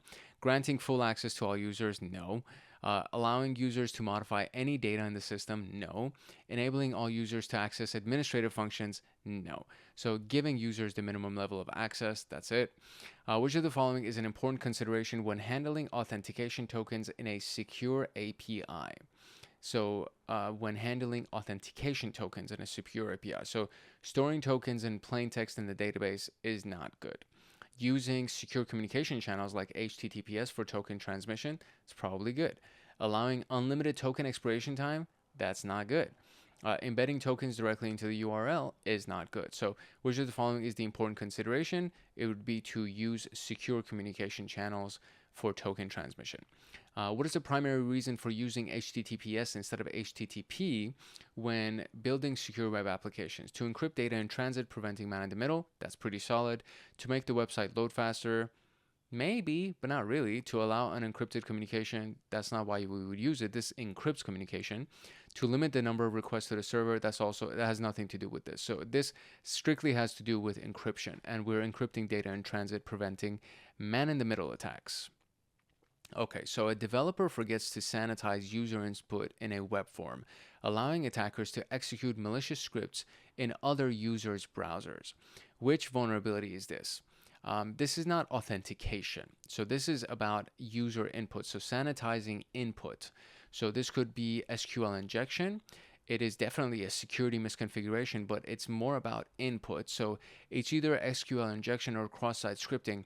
Now, what it says is that it allows attackers to execute malicious scripts in other users' browsers. So that means cross-site scripting. There we go. An attacker successfully injects a malicious SQL command into a login form because the application doesn't validate input. What vulnerability is this highlighting? In secure APIs, no. It's literally in the thing, SQL command. So they may say a structured query command, or they may give you the type of command that goes in there. And you already saw an example of it where we were going into it. So SQL injection would be the one that we're talking about here. A developer implements strict input validation to ensure only expected data formats are accepted in a web form, so which secure coding practice is being applied. And this is sanitization or validating inputs, right? So strict input validation, it's literally right there. Strict input validation to ensure only expected data. I would say it's C, input validation. And that's it for this section. I will mention this, that I really, really want you to go to the OWASP Top 10 website and look at every single one of these things and go into each one of them. Look at the overview, look at the description, requirements, all of this stuff, preventing, and then the attack scenarios, right? Example attack scenarios. And credential recovery workflow might include questions and answers, which prohibited by this and these and this. Questions and answers cannot be trusted as evidence of identity, as more one person can know the answers, which is why they are prohibited. Such code should be removed and replaced with more secure design. That's like one thing, right? So these security questions that they tend to ask you, it's like, okay, what was the street that you lived on, right? And it's like, okay, well, I could do a database check, like a public records check, and I can see all of the addresses that have been associated with this particular person's information, and now I can get the street that they lived on, and I can bypass that question. So insecure design, right? So these are the ones that we have over here that you can just go into each one of these, and server-side request forgery, which is one of the new ones, and then you can see the types of server-side requests that can be made, and then I can go and try to access the Etsy password file if there is no sanitization or if there is no validation that's happening on the server side, and I can actually access local files or internal services to gain sensitive information like this or whatever. You know what I'm saying? So this is very, very important to understand that you can actually go to the OWASP Top 10 website, look at each one of these vulnerabilities and learn more about them, and even get more examples of them. For example, the injection one that we talked about, and for examples that we see right here. So string query select from where customer ID is yada yada yada, request get parameter ID. You can do all of these. That's an example query that you can inject into a website. So if you want to see what example queries, example poisoned queries look like, this is where you would go. You would actually go into these example scenarios and get a bunch of different examples so you can be much more familiar with these topics and what is happening inside of the OWASP top 10 list. So I highly, highly encourage you to check it out. And I hope that you do. So without further ado, let's now go into our next section, which is disaster recovery and business continuity. This Security Plus training series is sponsored by Hackaholics Anonymous, which is the premier YouTube community for security professionals and hackers. And to get access to the training documents for Security Plus, as well as all of the practice questions inside of that slideshow, as well as the mock examination links that are available in the documents, you would join Hackaholics Anonymous as either a cyber agent, cyber guardian, or a cyber master. And if you join as any one of those tiers, you get exclusive downloads, which includes all of these Security Plus training documents and mock exams, so on and so forth. But you would also get Python automations for system administration, cybersecurity, pen testing. You would get access to live streams that go on monthly with me, Discord servers for advanced members, exclusive downloads, exclusive content, and of course a myriad of other things as well. And it would be my pleasure to actually see you inside of Hackaholics Anonymous. And to be able to join, you would need to simply just click the link in the description below. You can also come to our homepage on the channel and just click on this simple little join button that we have over here, or you can go to youtube.com/hankhackshackers/join. And that would give you access to that little pop-up that you just saw, which shows you all of the different tiers of Hackaholics Anonymous. All right, we have officially landed at our last main section of security operations, which is recovering from disasters and achieving business continuity. These two elements ensure that businesses can maintain operations and recover quickly in the face of unexpected disruptions. For example, a natural disaster or a cyber attack or a hardware failure or a human error. So there could be a lot of things that fall under the category of a disaster. And disaster recovery focuses on restoring the system and data after a disruption. Business continuity ensures that the essential business functions can actually continue operating during and after an incident. So this is one of the key, or I would say these two are two of the key elements in security operations, because even though you may be under attack, or even though there may be a natural disaster that takes place, you don't want business to stop, right? You want business to continue. And this is a key portion of this specific section, is the section that addresses that. So if we were to look at a visual that would kind of help us realize what's going on here, the disaster recovery plan would have, again, it's this continuous cycle that we can see over here. And the first step of it would be to minimize the downtime after the disaster has taken place. We don't want to be down for too long. If possible, we want to be right back up without getting any downtime. Minimize any data loss, if possible, no data loss. Adhere to our compliance and regulatory environments, mitigate cyber risks, and prepare for disruptions. And it is a continuous process, right? This is one of those things that is also cyclical and it's never ending. And you want to prepare for disruptions, minimize downtime, minimize risk of loss, regulatory compliance, mitigate cyber risk, prepare for disruptions, minimize downtime, so on and so forth. So this is the disaster recovery cycle, right? This is the disaster recovery plan, just as kind of like one snapshot. And then we have this version right here, which is our business continuity planning right here, which we can see that, you know, we have planning, implementation, testing the resilience of it, impact analysis, so the analysis of any of the impact against the business, procedural changes or procedural preparations, any risks that we need to be aware of and mitigate in advance or prepare for, and recovery plans, and then the management of this overall plan, and then go back to planning, implementation, resilience testing, impact analysis, so on and so forth. So this is, again, another one of those continuous improvement cycles, continuous life cycles. And the business continuity planning inside of the business continuity plan is the disaster recovery planning, and everything that, in case a disaster hits, what do we do, right? And how do we make sure that business can continue, which is why they essentially go hand in hand together. One of the most important elements of any type of recovery, so business continuity planning, disaster recovery, cyber attack recovery, malware or ransomware recovery, whatever it is, it's the concept of the backup, right? And backups are essentially making sure that your data can be recovered in the event of a failure, data corruption, or disaster, or an attack, or anything like that, ransomware, whatever it is. And there are different types of backups that are used depending on the needs of the organization, the available resources that you have to store your backups, and then what your recovery time objectives are.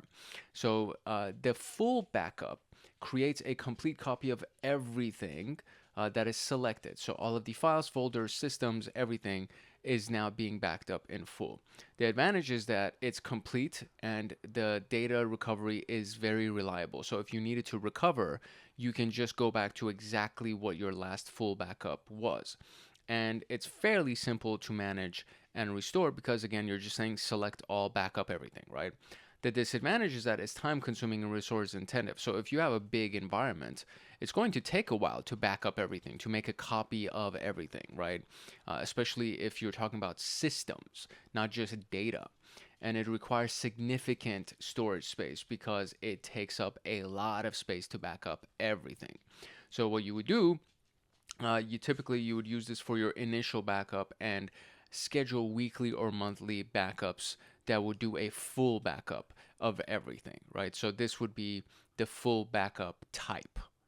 The next backup type would be the incremental backup. So the incremental backup copies only the files that have actually changed since the last backup. And that could be a full or incremental backup as well.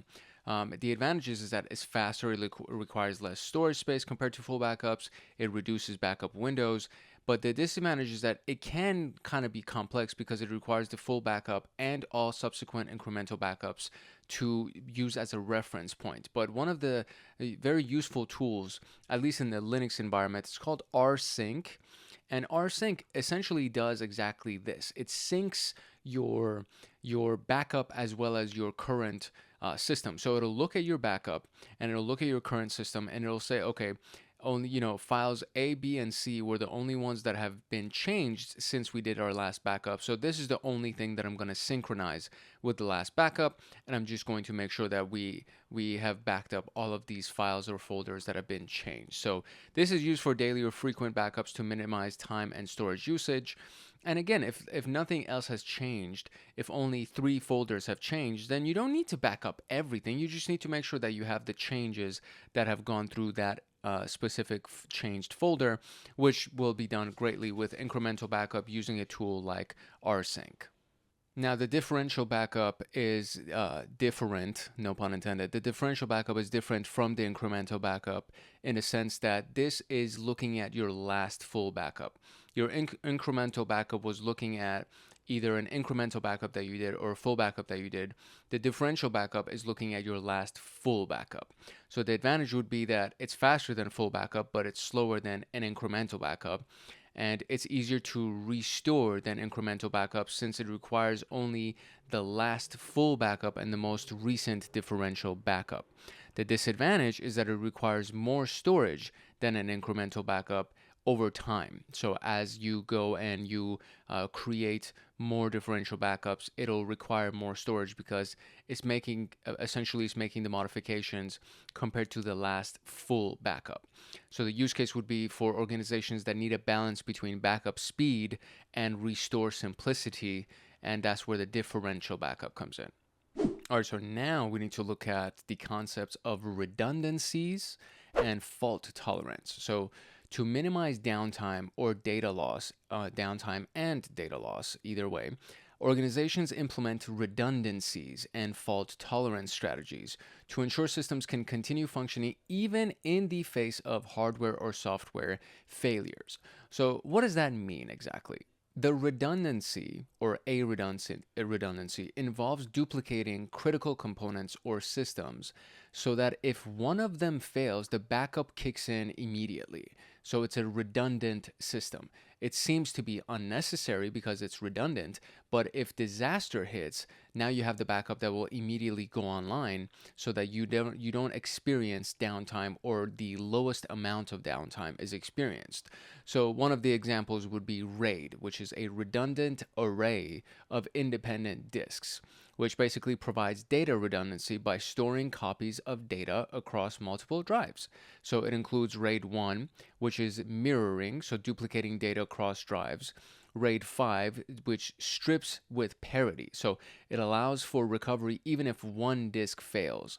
And then RAID 10 combines mirroring and stripping. I think this is supposed to be striping. So striping with parity, and I'm reading it incorrectly. So striping with parity, and then combining mirroring and striping would be RAID 10. Power redundancy is having an uninterruptible power supply, which is basically a backup power generator, for example, right? To ensure continuous power. So if your power goes down, immediately you get power backup, or very quickly you get power backup. Network redundancy would be multiple network pathways or load balancers to keep services online. If one router or if one of your load balancers or one of your servers goes down, another one kicks in immediately and downtime is minimal, right? So redundancy is when you have multiple versions of the same resource in place. So if one of them fails, the backup takes over. And one of the greatest ways to think about this is one of the biggest benefits of cloud services, which is this concept right here. So AWS has warehouses of servers all across the world. So if one of the servers inside one of those warehouses goes down, if you've chosen the option to have a redundancy, then immediately the next server will kick in and you will not experience any kind of loss in service because you had chosen the option to have redundancies. So this is the power of cloud computing, because they have so many servers and they're building more and more servers. And so when this happens, you get the option of, if one of them goes down, now you have these backup servers that will kick in, these redundant servers in redundant locations that will kick in, so you won't experience downtime. Or if you do experience downtime, it's minimal, right? It'll be down to like a few seconds or a few minutes, depending on what type of server that you've chosen and the kind of service that you've chosen with that cloud service provider. Now, fault tolerance basically goes hand in hand with redundancy, and it's the ability of a system to continue operating without interruption when one or more of that system's components fail. So the system has a variety of components. If one of those components fails, the system itself doesn't go down, right? It can still operate, but then it'll notify whoever the engineer and the technician is that, this one component has gone down, please address this issue. So the example would be a failover cluster. So automatically transferring workloads from a failed server to a backup server is technically a fault tolerance. And so that again goes into this concept of a redundancy. So you have a backup server, which is technically a redundant server, but then the cluster, the failover cluster, is that automatic transference of the workload from that failed server to a backup server, so there is no downtime, right? Load balancer is another one. So it distributes traffic across multiple servers so that no single server becomes a point of failure. So if one of them goes down, it's still just distributing between all the other ones that are up. And then you have high availability, which ensuring critical systems are operational as close to 100% of the time as possible, which means that it could be 98%, which is really, really good, right? But it means that 2% of the time it was down for whatever reason, and then now you want to address that so you can get to 99.9999% of availability, and that would be, I don't think you can ever reach 100%, but I think you can get to 99.9999%. So the key benefit of fault tolerance is that it minimizes downtime and it ensures continuous system availability, and it goes hand in hand with the redundancy concept. So now that we understand this, we need to look at these various plans, or these two plans that we have. So there's the disaster recovery plan, and then you have the business continuity plan. So the disaster recovery plan is focusing on restoring the systems, the data, and the infrastructure after or during a disaster. And it includes steps for recovering data, applications, servers, after an incident and maybe even during the incident. Examples of the disaster recovery measure includes a backup that is off-site. So if there was an earthquake that hit your building, you don't want it to be in the same building, right? You want it to be off-site. If you're using servers from AWS, you don't want to use only servers from one location. You want to use servers from 3 or 4 different locations that are in different geographic locations from each other. So if one of those warehouses of servers for whatever reason goes down, then the next one kicks in from a different location. The data replication to secondary data centers, same concept. Testing and updating recovery plans regularly is a part of the rehearsal and the planning preparation portion of security operations. So you want to test and update recovery plans regularly, right? You want to be looking at your plans as the not even if changes are made in the environment or if changes are made in the technical world. You just want to be scheduled recovery plan review, right? You want to do it every 3 months, right? Or depending on the size of your company or the sensitivity of the information, you want to do it every month or something like that. So you want to be doing these regular scheduled reviews to just make sure that nothing falls through the cracks and then everything's all good, right? Like you just kind of go through the motions and you just make sure that everything's still all good. Business continuity plan is specifically focused on during and after a disruption. So disaster recovery, more focused on what happens after the disaster. Business continuity is focused on making sure that the critical business functions can actually continue operating during and after a disruption. So it incorporates DR measures, but goes beyond IT recovery to include operational procedures, staffing, and communication during the disruption. So this could be business impact analysis, right? So identifying critical processes and potential risks associated with those processes going down. Emergency communication plans. So if the power goes out, do we have a backup generator, right? Identifying alternate work sites or remote work capabilities. If the building goes down, or if we're under attack, or if we have a earthquake or some kind of a flood or something, a hurricane, can we make sure that people can work from home, right? What is the possibility of remote work? Does that exist? Can we have an alternate work site? Can we have a secondary location? Or could we have a work share that we can rent or something? You know what I mean? Anything that can be used so that people can continue operating, the business can continue operating in spite of the disruption.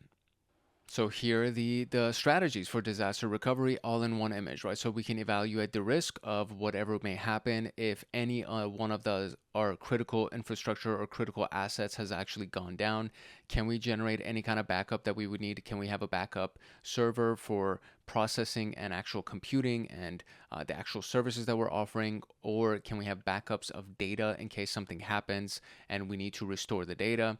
Can we test everything that we have and we think is going to work? Can we just make sure that it actually does work? So if something does happen, we're not left with our you-know-what in our hands. And then the optimization. Can we just improve this? Can we make sure that we go from 95% uptime to 99% uptime? Is there a possibility that we can actually make sure that we can optimize this entire process? And this is like a one-shot review of what the disaster recovery strategy looks like. So when you're planning for your disaster or business continuity plans, these are the considerations that you should always keep in mind. What is the recovery time? And what is our objective? What is our goal for recovery time? Meaning the maximum acceptable downtime before a system has to be restored, right? So what is the recovery time objective? Can we do this within the 5-minute window? If we can stay down, or if we can come back upline, right? If we can go online within 5 minutes, that is perfect. So maximum acceptable downtime in that situation would be 5 minutes. What is the recovery point objective? So the maximum acceptable amount of data that we can lose in that 5 minutes, right? So if we lose something in an hour versus losing something within 24 hours, and the amount of data that we can lose during that hour, or the amount of data that we can lose in 24 hours, or revenue, right? Then the amount of revenue that we will lose in an hour, the amount of revenue that we will lose in 24 hours. What is that goal? We're trying to stay within that goal. We don't want to lose more than an hour of recovery point or recover data, right? We don't want to lose more than an hour of revenue. For a company like Google or for a company of Microsoft, that is a lot of money. Even in an hour, that's millions of dollars to them. So that you don't want to lose that, right? Testing, so regularly testing backups and recovery processes is important to make sure that everything actually works the way that you think it's going to work, right? You don't want to wait for the disaster to take place. You actually want to test it and make sure that it does work. The offline storage, so storing backups in geographically separate locations to prevent loss during local disasters. So we already talked about that. And then there's the cloud backup. So using cloud storage solutions for flexible and scalable backup options. We also talked about that. So these are just some of the key considerations. It's not every consideration, but these are some of the key considerations for backup and recovery. The story for this section has to do with the Colonial pipeline and what happened when they were held at ransom. So there was a ransomware attack that was done against the Colonial pipeline that highlights the need for robust disaster recovery and business continuity, specifically for the importance of redundancy and offline backups. So let's look at this story. The attack crippled Colonial Pipeline's operations, leading to widespread fuel shortages across the southeastern United States. This demonstrated the significant societal and economic impact that disruptions to critical infrastructures can have. So the redundancy was the attack underscored the importance of redundant systems and processes. For example, having redundant communication channels and alternative fuel transportation methods could have minimized the impact of the disruption. And then the attack highlighted the criticality of maintaining offline backups of critical data, since the attackers encrypted data that were on their networks. Access to offline backups was crucial for restoring operations and minimizing data loss. And obviously they didn't have that, so they were SOL. The takeaways are you need a robust disaster recovery plan that, especially if you're in the critical infrastructure sector, meaning somebody who is in the fuel business, you have to develop and maintain robust disaster recovery so that your business can actually continue, and it has to address a wide range of potential threats, including people who are trying to hack you and hold you at ransom. You have to test those recovery plans to make sure that they're actually working the way that you think they're going to work, so that if and when something like that happens, you are not screwed. And the value of offline backups, which is a really big deal here, because if everything is online, if everything is in a cloud environment, and you need access to the internet to make something work, then you are essentially, if all I have to do is take down your internet access or your access to the internet, and now you're out of business or your business is fully disrupted, that means that you have a weak link in your chain, right? So that means that in order to make sure everything's all good, you should have offline backups.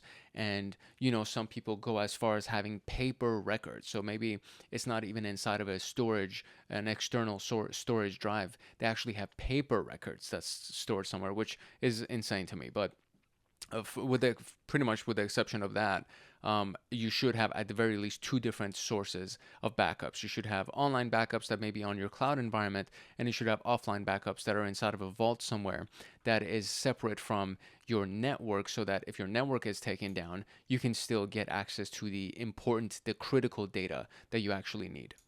Which now brings us to our practice questions for disaster recovery and business continuity. So, which backup type only saves files that have changed since the last backup of any kind, right? So the redundant backup doesn't exist. That's not part of the backup.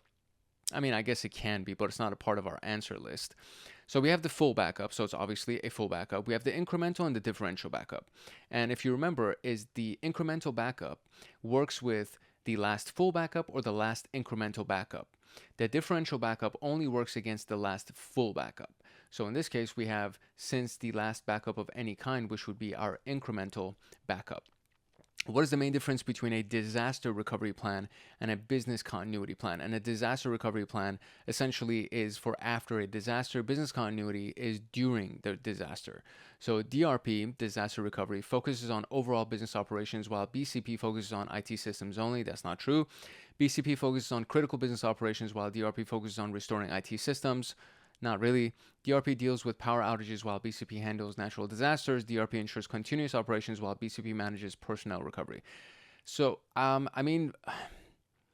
I would say BCP focuses on critical business operations while DRP focuses on restoring IT systems.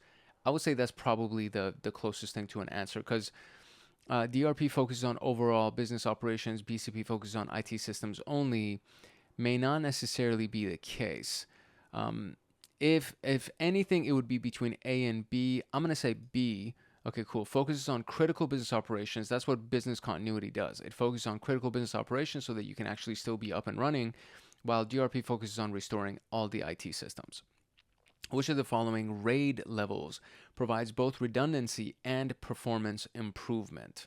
So we had RAID 1, 5, and 10, and we want both redundancy and performance.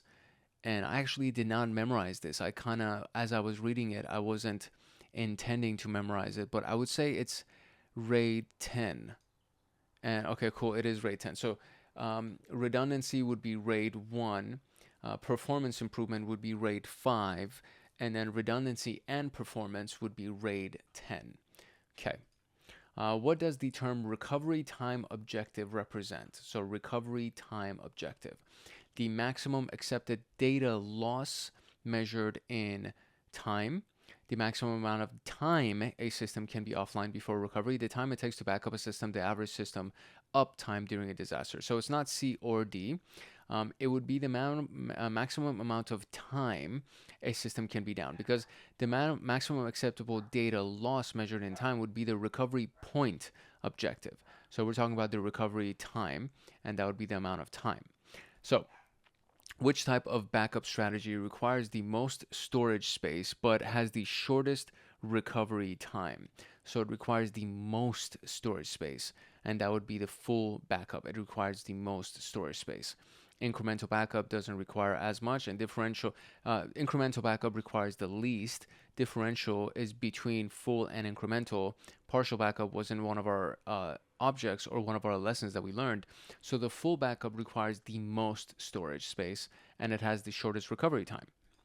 What is the purpose of redundancy in disaster recovery planning? To improve the performance of storage devices? No.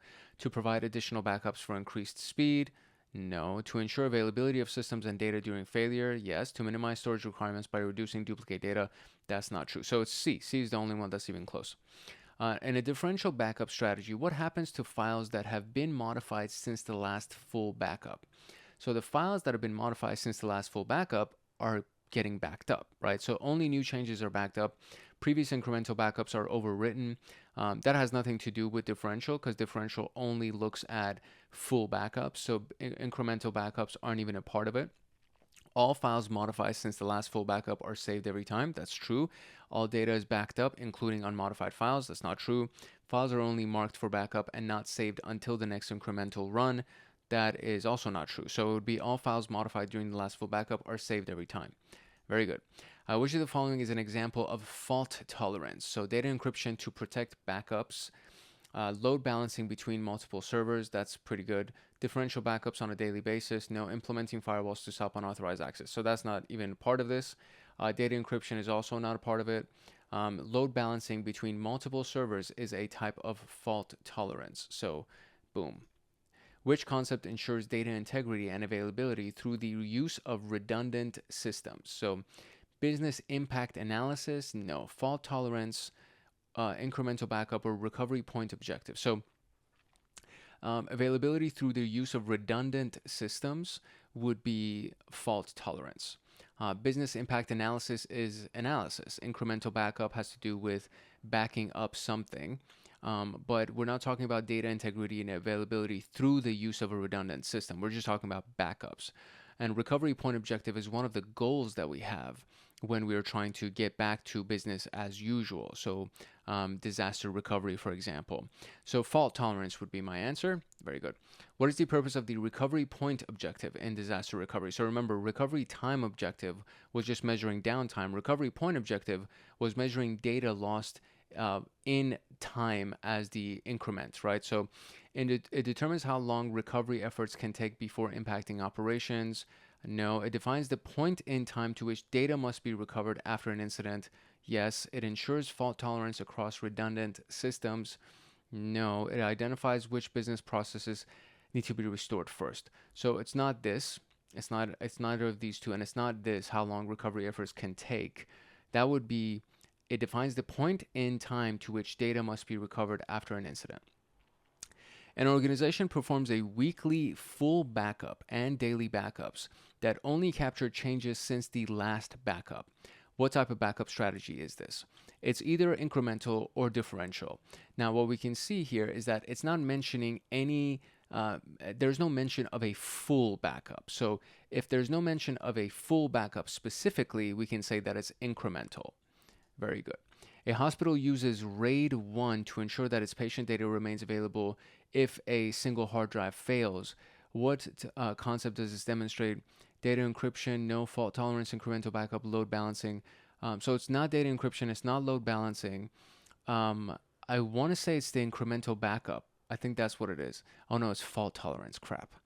Okay, so RAID 1 to ensure that its patient fault tolerance. Okay, got it.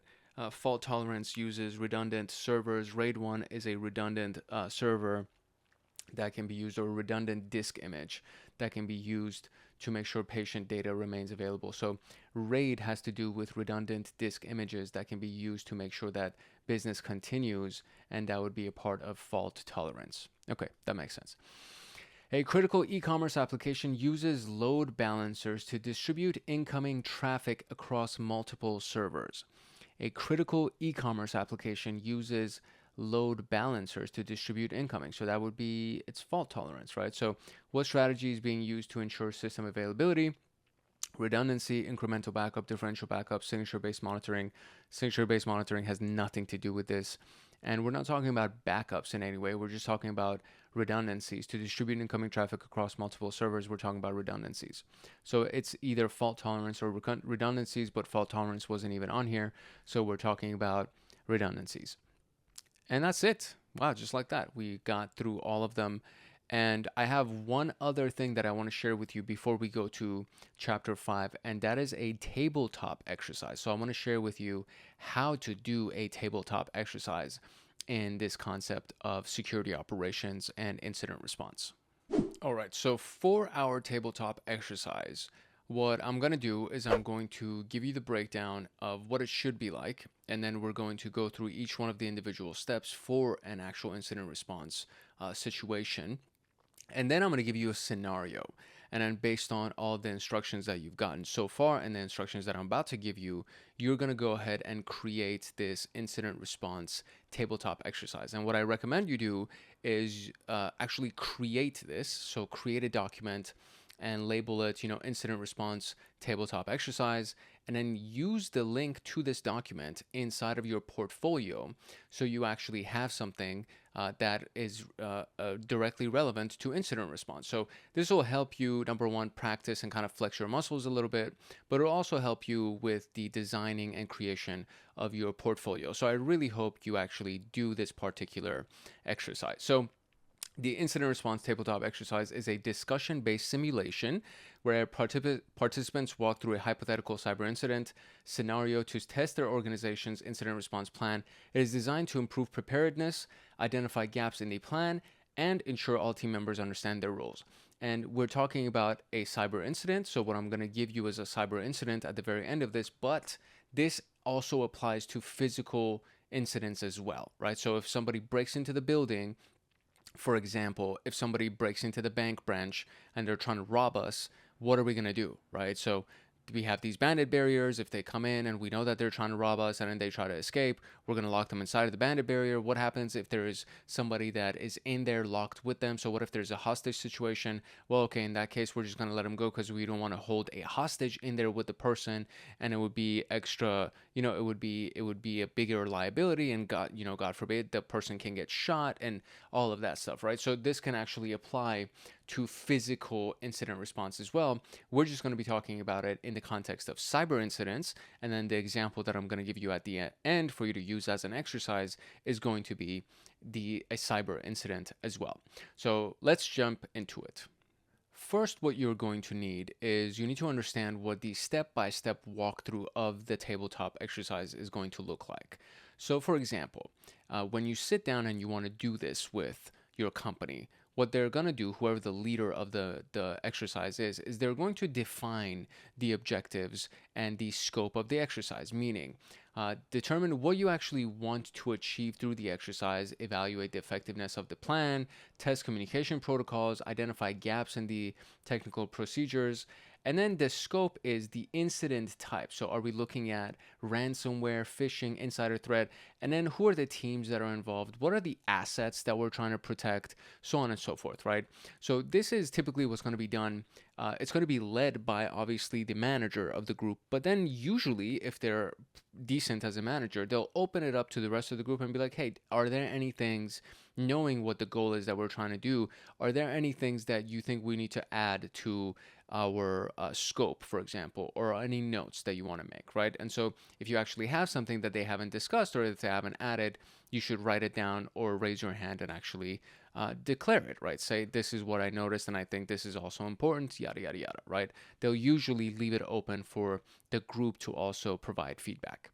Once the objectives and the scope have been established, then we want to assemble the actual team. So who are going to be the people that will be involved in this? And usually if you're sitting at the table, you are involved, right? So including any relevant stakeholder like the incident response team members, technical and non-technical, the leadership team, so the chief information security officer and the chief information officer, the legal and compliance representatives, public relations and communications teams, business unit leaders that are impacted by the scenario, assuming that, you know, it's the, I don't know, the HR department that's under attack or something like that.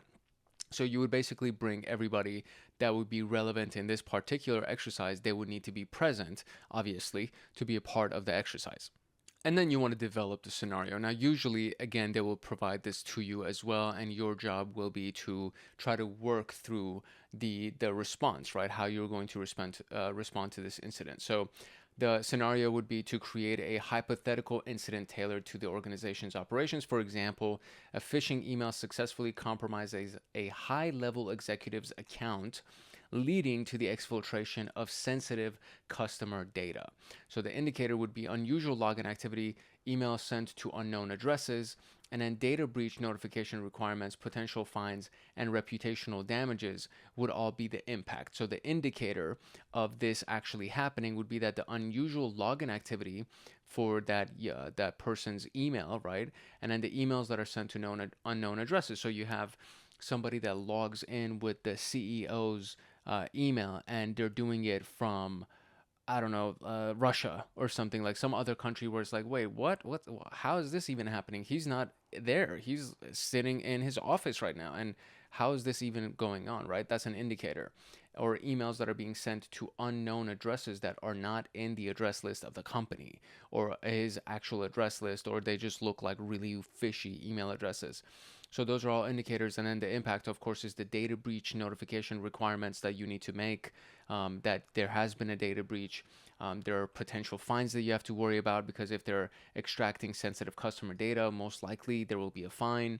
And then there's reputational damage, and your customers are going to leave you, or you may be involved in a class action lawsuit, so on and so forth. So there's a lot of details that can go into the scenario. So this will be left up to the person or people who are leading the tabletop exercise. But for the most part, there will be a good amount of detail and realism that will be inside of this exercise.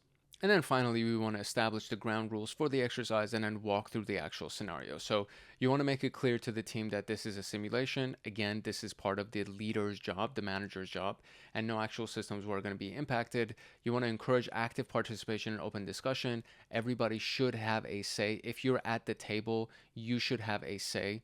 Or you should feel comfortable enough to raise your hand and say something. And then assign a facilitator to guide the exercise and keep the discussion on track. Now, walking through the scenario would be to present the scenario step by step. This is what happened, right? And this is what's happening right now. What do we do now? Revealing additional details as the exercise progresses. And then encourage the participants to discuss their actions and decisions at each phase of the incident response process. And then now we're about to go into the phases of the incident response process. Phase 1 would be preparation. So discussing the readiness of the tools, documentation, and training that would be available. So does the phishing awareness training cover this type of attack? Are there detection tools that are in place for our CEO getting, his email getting compromised? Do we have any of these things in place? Phase two would be detection, analyzing how the incident would actually be identified. So, how would the IT team recognize the phishing attack? What logs or alerts would be triggered? Do we even have logs or alerts in place? Do we have any kind of AI or machine learning tools that are in place that could help us determine that there's a phishing attack going on? How can we detect this? Is there a way that we can actually detect this?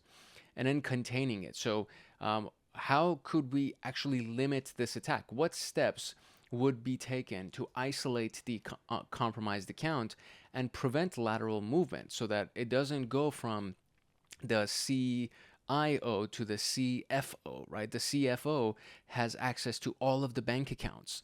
So how do we prevent that from taking place? Because it can be one thing to access customer information. It's another thing to just blatantly rob us and transfer money out of our accounts. So what are the ways that we can prevent this from or contain this thing from spreading?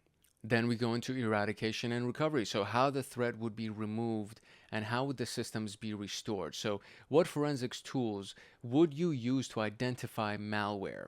How quickly could backups restore our affected systems and stop the exfiltration of customer data from taking place?